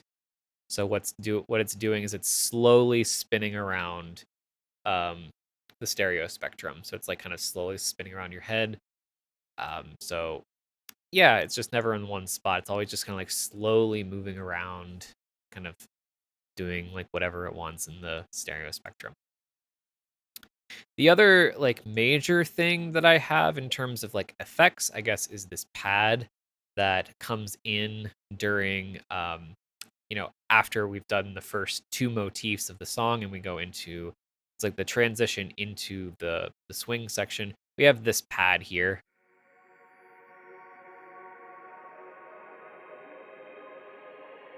Which is just playing the chords.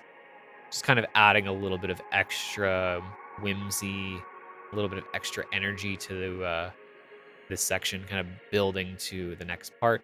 And this is just a random like face plant patch that I found at some point. And I really like the sound of this. And if you guys have seen me use faceplant, this is not a patch I made. This is just a preset that I found because I just kind of wanted to experiment with just sounds, and this worked perfectly fine. So I was okay with that, with just taking it, and then I used it at the end as well with the chords here at the end.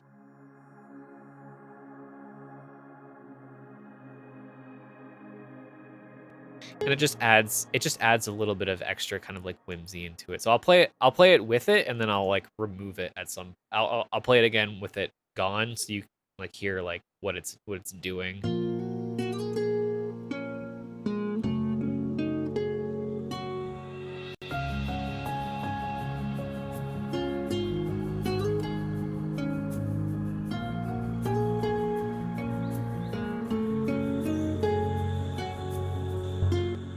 Actually, I'll remove all of the effects whenever I discuss them.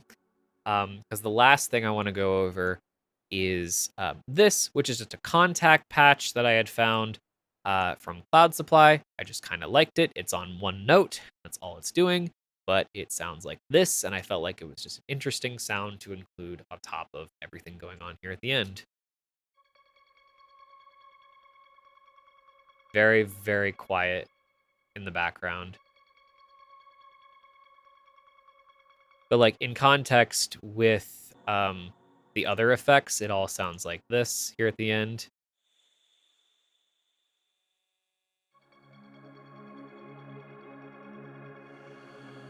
This is with the fairies.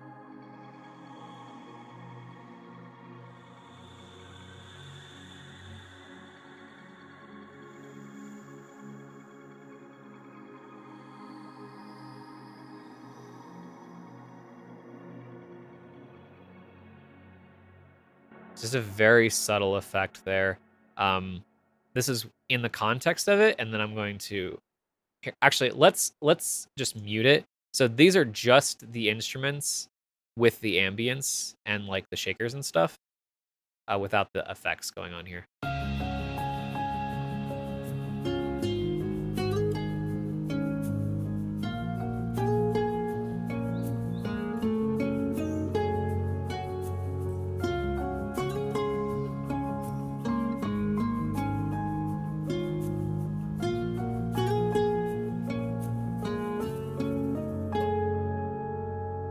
Which in and of itself sounds fine.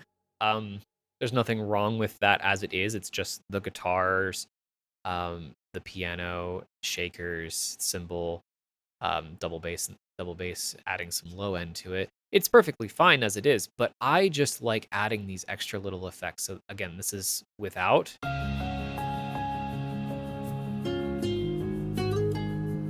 This is with.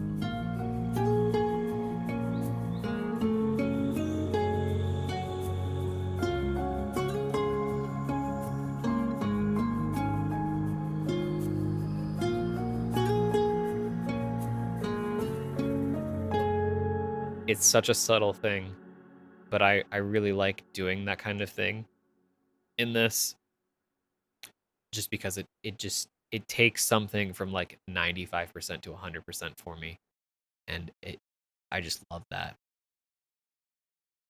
The only other thing that's here that I'll talk about are just these whooshes. It's just little transitions that I made, just using white noise and serum.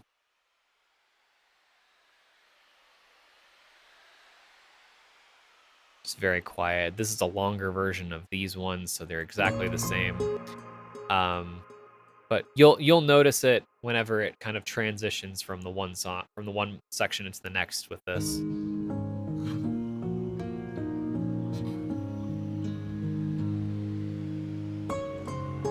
It's very subtle. It's a very subtle thing. Here it is without it.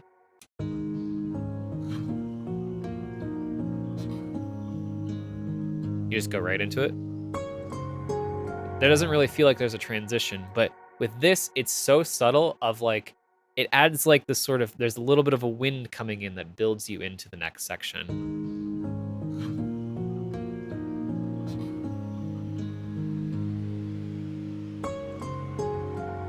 So subtle, but it adds a lot that brings you into this next section. One thing I didn't talk about, by the way, is no, you're fine, fam. You're fine. One thing I'll talk about real quick is my use of 4/4 at the end of phrases like this. So this is a 3/4 section.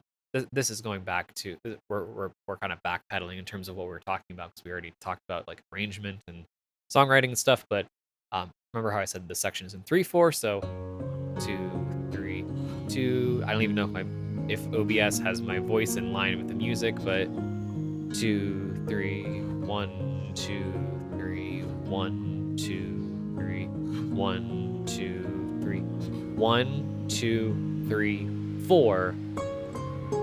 Back into 3. 1, 2, 3, 1, 2, 3. Just adding this one. I don't know why. I just felt like for sections like this, there needed to be an extra section, like an extra bar of 4/4. I don't know why, but it makes it just sounds correct to do that in my brain, and I don't know why. It just is the way that I've done that multiple times in this song. I did that here. I did that here. I did that here. I think that's the only sections I did that, because it stayed in 4/4 for the rest of the song. Well, 5/4, then 4/4 for the rest of the song, and then like a free 4/4 at the end. Don't do that. Don't do that. Why did you do that? The whole song in there. But yeah, so that's just the full orchestration. There's not really a lot going on here. Just piano, guitar, strings, a little bit of Celeste and harp in there. Auxiliary percussion with, a drum kit right here. Ambience and just random like teeny tiny little things here and there for effects and like a pad or something. It's not complicated, but it's it's very very simple, and the way that it works is just very very satisfying to me. I just love it. Um, Mixing wise, I don't think I did really anything too complicated in terms of mixing. Uh, a lot of these effects, I have a reverb bus right here, so all of anything that I thought needed reverb got thrown into this bus. So by itself, the reverb just sounds like like during the swing dancey section, uh, the reverb bus just sounds like this. This is a fully wet reverb signal.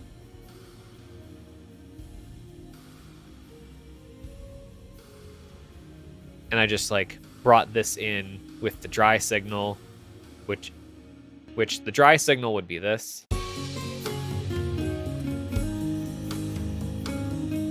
Which sounds fine, but then you add the reverb into it. Just kind of gives it some more space.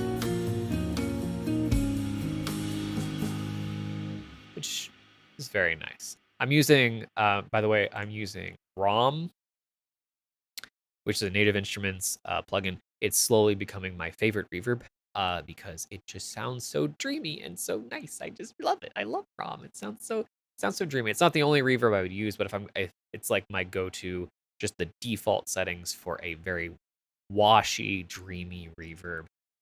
I just go to this at this point. One of my favorite reverb plugins I have used. So on my piano, I just have a little bit of EQ. I brought up, I know a felt piano is supposed to make, the high end not so, tingy, but I just wanted to bring back a little bit of the high end. I cut out some of the mids because it felt like a little too resonant. See, I probably could have put like a smooth operator type thing in here to kind of get rid of those weird resonances. I cut off a lot of the low end here because it's just mud that's gonna, take up the subby end of the mix that doesn't need to be there. I did a little bit of extra processing here. I did some uh, LA2A style compression here, and a little bit of extra uh, channel strip EQ there. I don't think I did too much else other than add some trim on that, and then I think I added even a little bit more trim just to kind of bring up the volume a little bit. And then I have it, fade out here for the orchestral section. For the guitars, the guitars themselves on their each individual channels have denoise, so spectral denoise to get rid of some of the noise that it was inherent in recording because that just happens. But on the guitars themselves, I felt like I just needed to cut out some frequencies around here in the chordal sections, and then I did a little bit more, like I said, with LA2A style compression and channel strip EQ sort of work there in VMR, Virtual Mix Rack from Slate Digital. And what did I do here for this? Okay, yeah. So same idea. Just a little bit of compression EQ through this. EQ'd a singular frequency out of here. Added a chorus effect this is for the whatchamacallit. This is for the melody sounding guitars, just to kind of make them sound a little bit more full, because they seem a little weak. So just kind of add a little bit more, and then of course the delay effect.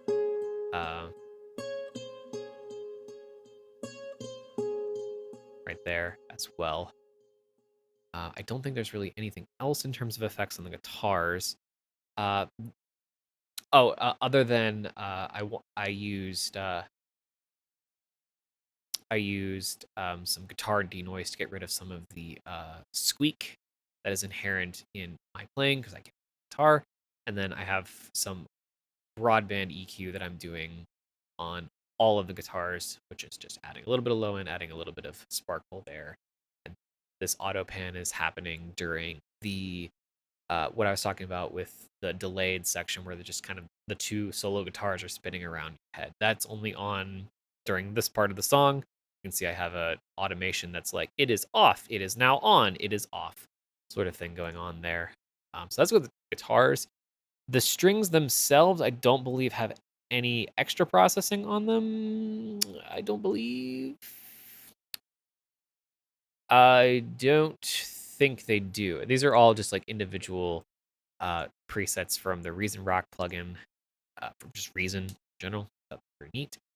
I don't think I did super much more processing on that. Other than I had to kind of add a little bit more realism. Welcome back. To add a little bit more realism to this, I added some volume automation at the beginning of each note to kind of make it sound a little bit more natural because I felt like it sounded a little like it kind of each note had a little bit too hard of an attack, so just kind of have more of a softer attack into each note to make it sound more natural. Harp and Celeste are panned out from each other as well. I don't think there's really anything else going on there. Percussion, I don't think there's really anything going on in terms of extra mixing with the percussion, except probably some. I don't actually think I did anything. Wow, that's surprising. I decided I didn't want to add anything to some of these parts. I guess I just felt like they were fine. I could probably clean them up. I should, maybe put some EQ to kind of just like clean up some unwanted frequencies that might exist in these recordings. I think, but they're very quiet as they are, and this is very like this Kabasa. Just it's fine. I could probably cut out some of the low end of that so it's a little bit cleaner, but not super important there. Also, I have the shaker kind of doing like this rattlesnake sort of thing. As we head into the swing section, which is very cool. I like that part. I forgot to mention that as we were going through the percussion parts. Drums don't have any extra processing other than reverb on them. Ambience, like I talked about, no crazy processing on that, just some EQing out some frequencies that would have made things a little too dirty. And again, I don't think there's really any major processing going on here with the pads or the fairies. I think it's just, yep, they are just what they are.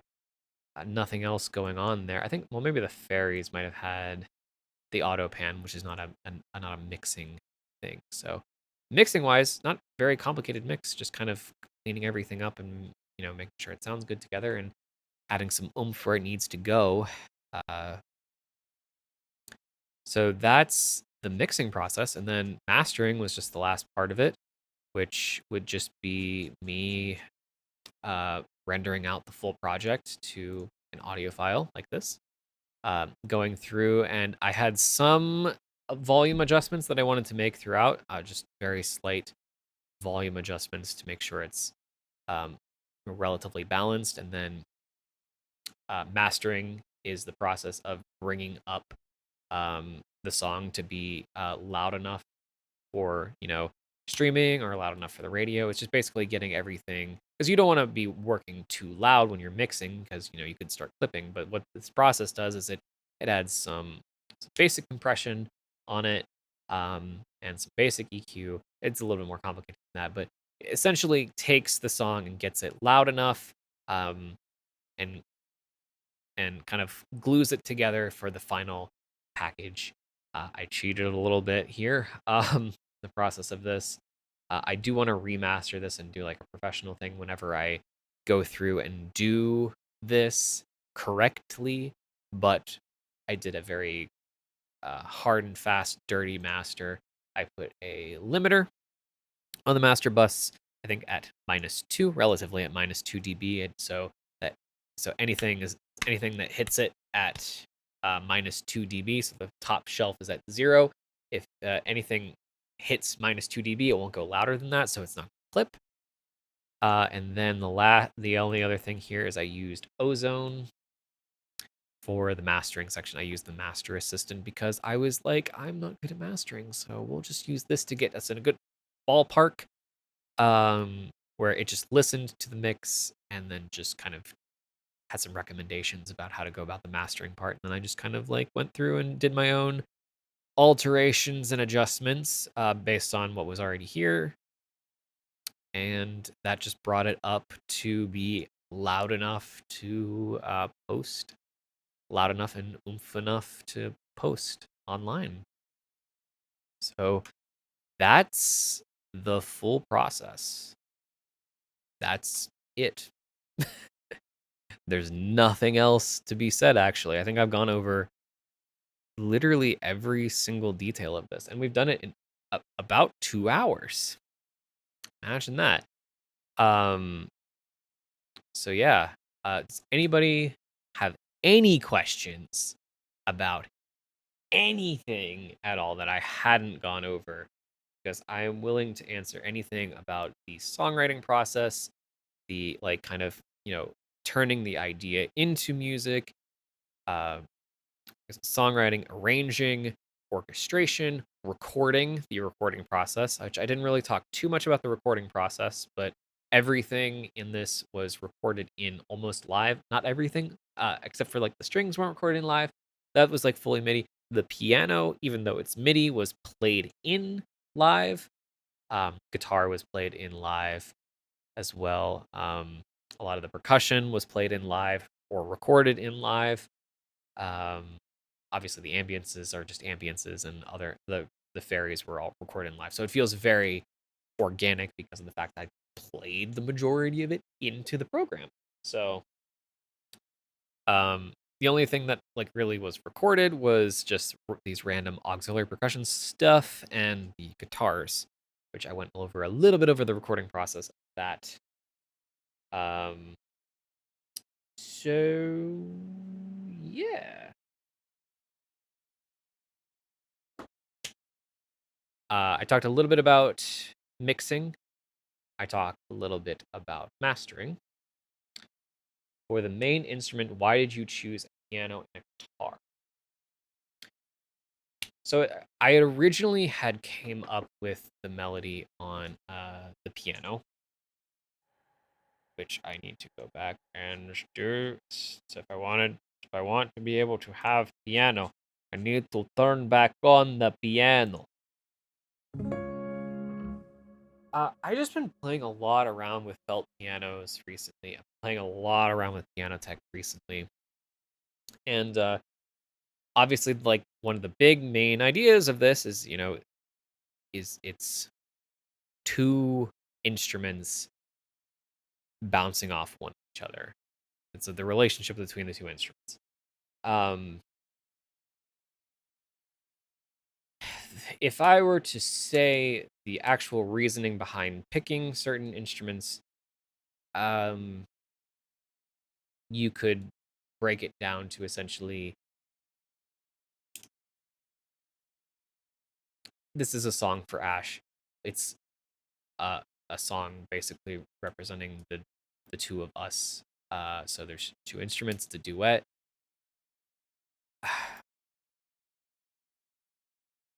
It's weird because I really don't want to answer that question because I feel like my opinion on why I chose the instruments originally has changed, and I that's like something I'm going to leave like kind of nebulous. I don't want to fully describe why I chose the instruments other than I had access to both of them. I've been messing around piano tech a bit, and I've been recording a little bit. I've been learning guitar over the past, however many years, and I wanted to finally actually record guitar, something simple enough that I could actually record in. So it was like my first opportunity to actually do that. My reasoning artistically for choosing those instruments, I'm going to leave ambiguous. I won't explain that. because I can't explain. I need to leave a little bit of mystery, a little bit of listener interpretation into things. You can have your own interpretation as to why I chose those two instruments. But mainly for the sake of the making of the song, those were two instruments that I thought would work well together in the context of the song, and I've been messing around with the. It was just an opportunity for me to use both of those instruments, and I think it worked really well. I think they both. I wasn't expecting them to both bounce off of each other in the way that they did. I wasn't. The way, but it's all about just the way that you write it. You can you can have a piano part that's supported by a guitar, and you can have a guitar part that's supported by a piano. I just wasn't. It took a lot of iterations to get it to the point where I was satisfied with one instrument is supporting the other. One is not the standout instrument of the song. They both intermingle within each other and both exist as a duet and support each other during their own individual sections. Shout out to Reaper on Twitch. Yeah, let's go. I had some issues originally with setting up audio for this, so I'm using this weird workaround to get audio into OBS, but it is what it is. Also, hello InScript Tech. Welcome. I just finished my full explanation of everything going on with this song, but I will go through and play the song. If anybody else has any final questions before I go, I'm willing to answer them. So,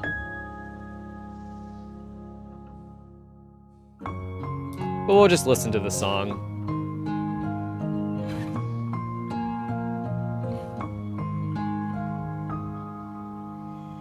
We're listening to the master, not the actual mix. It's a rough master. I'm going to remaster it at some point.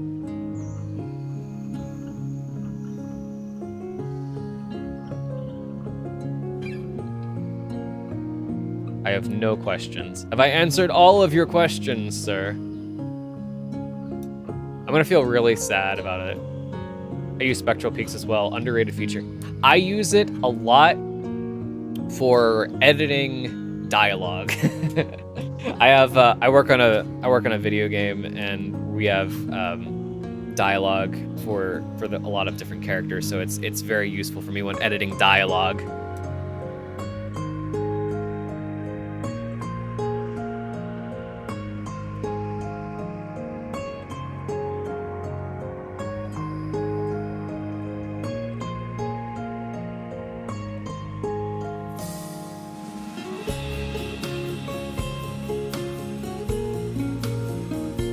The more I listen to the guitar, the more I'm like, I'm not a guitar player, so this could sound so much better, but I think it's fine.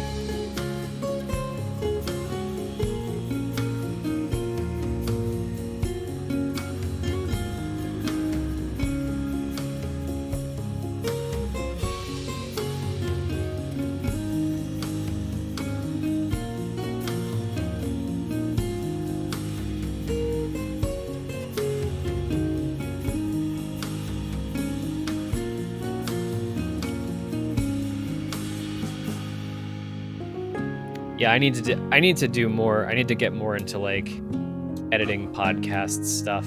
I've done a little bit of it, but I'd love to do more. I need to find more gig work for it. Just need to do it.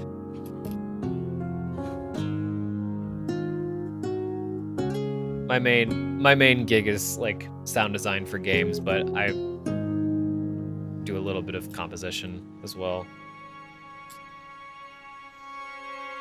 I want to rework this section as well at some point.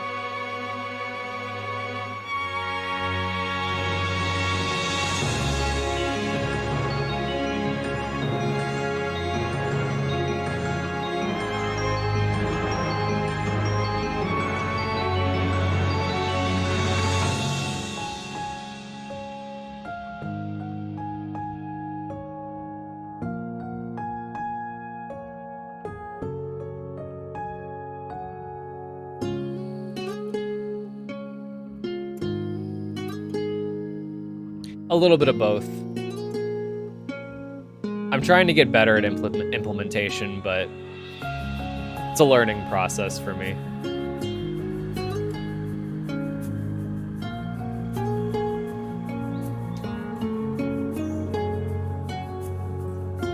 I'm like the sole sound person on the team. I mean, we have 2 composers, but I'm the sole person taking care of like the sound. So doing a little bit of the implementation with the programmers.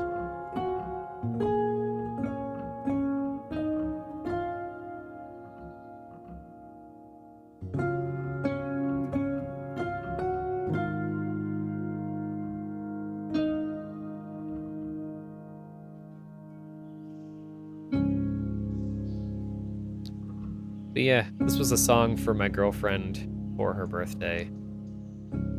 And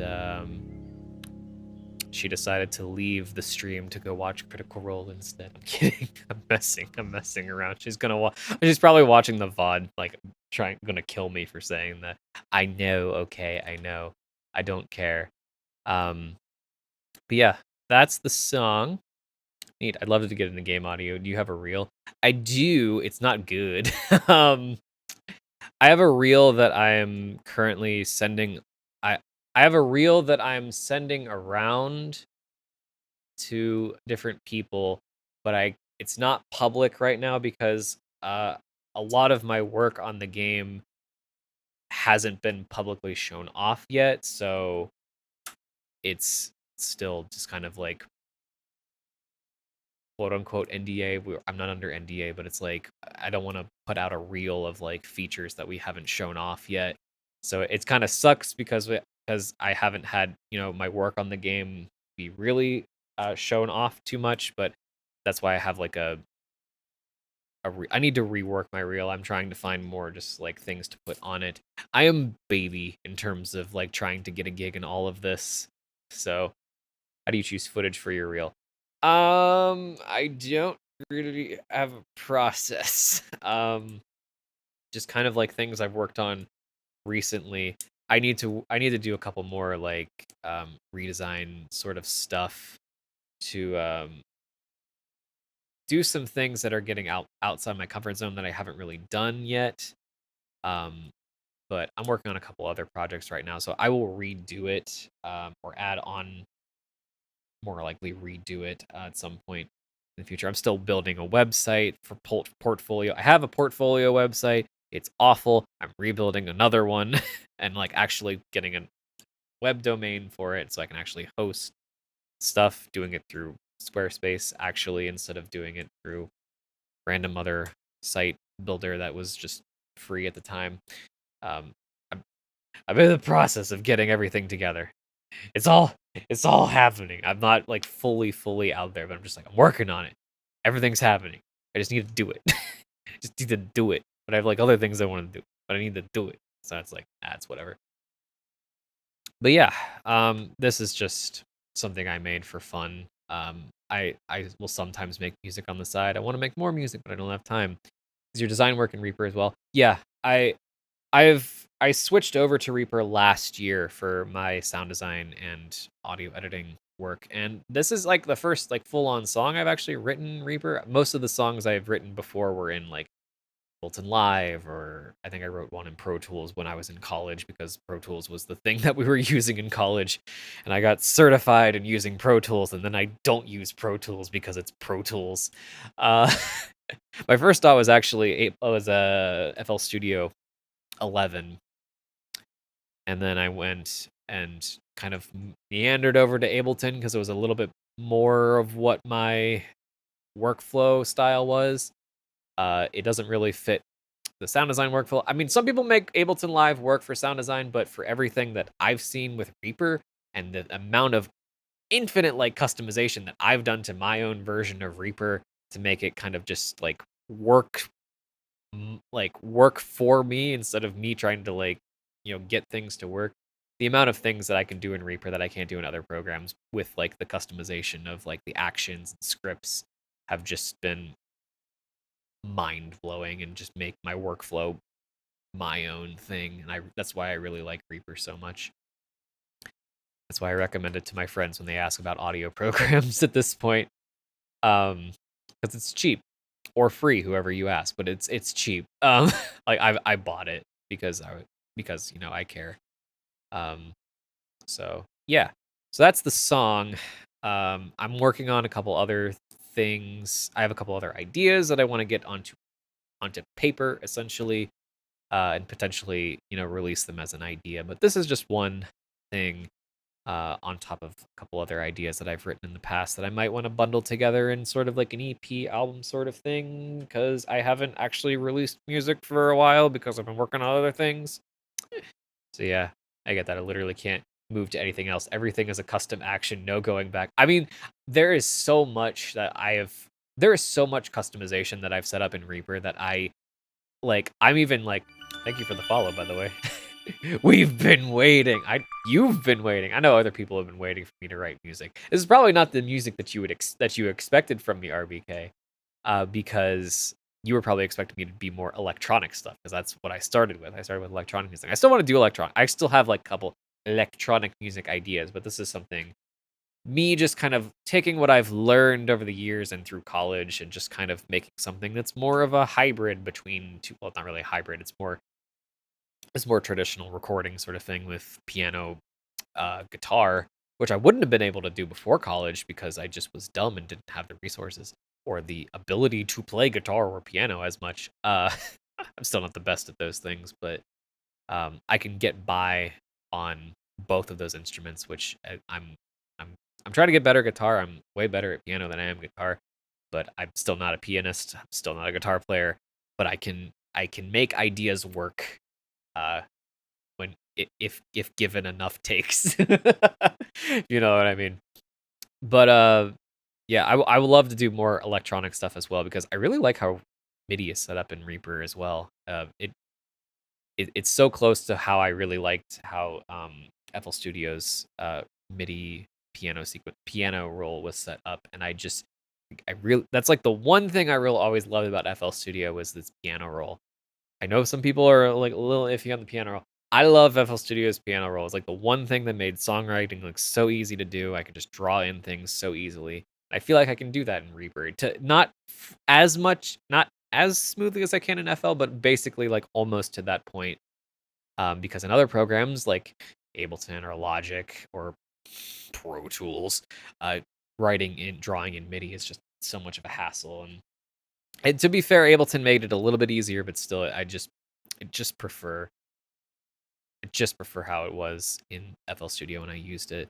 Um, and I can at least have that to some extent in Reaper, so that's really nice. Uh, yeah, I've got nothing else to talk about with this. I've been talking for about 2 hours, a little over 2 hours about this song. Um, so yeah, that's it. Thank you guys for coming to the stream. I'll play some little bit of outro music. Maybe. I can't even hear it. You guys can hear it. I can't hear it. As long as you guys can hear it, that's what matters.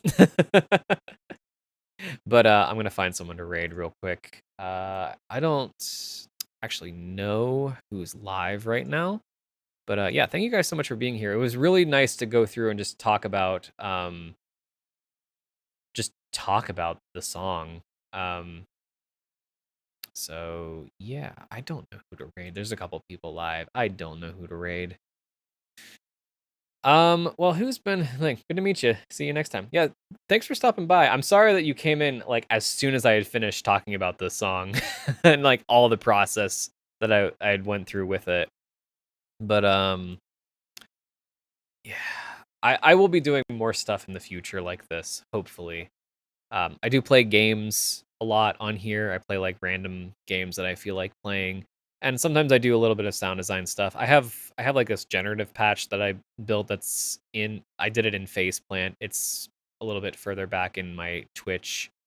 It's still up, but I've done a couple other games in the meantime, just like random other things. But I do like whatever I feel like on here, and more people like when I do sound audio things, songwriting, sound design things. And I would like to do more of that. So yeah, let me actually start a raid. Just keep talking so much. Keep talking so much. Just need to actually start a raid. I don't know who I raided Echo last time. I haven't raided Bomb in a while. I haven't raided Doc in a while. I could raid Doc. I haven't raided Doc in a while. I think Doc is still streaming right now. I don't wanna do this if he's like finishing up. He's doing Salmon Run right now. Yeah, I'll just do Doc because I haven't raided Doc in forever. So yeah, give Doc some love. He's playing some Splatoon Salmon Run, and see you guys around. Later, later, later, later.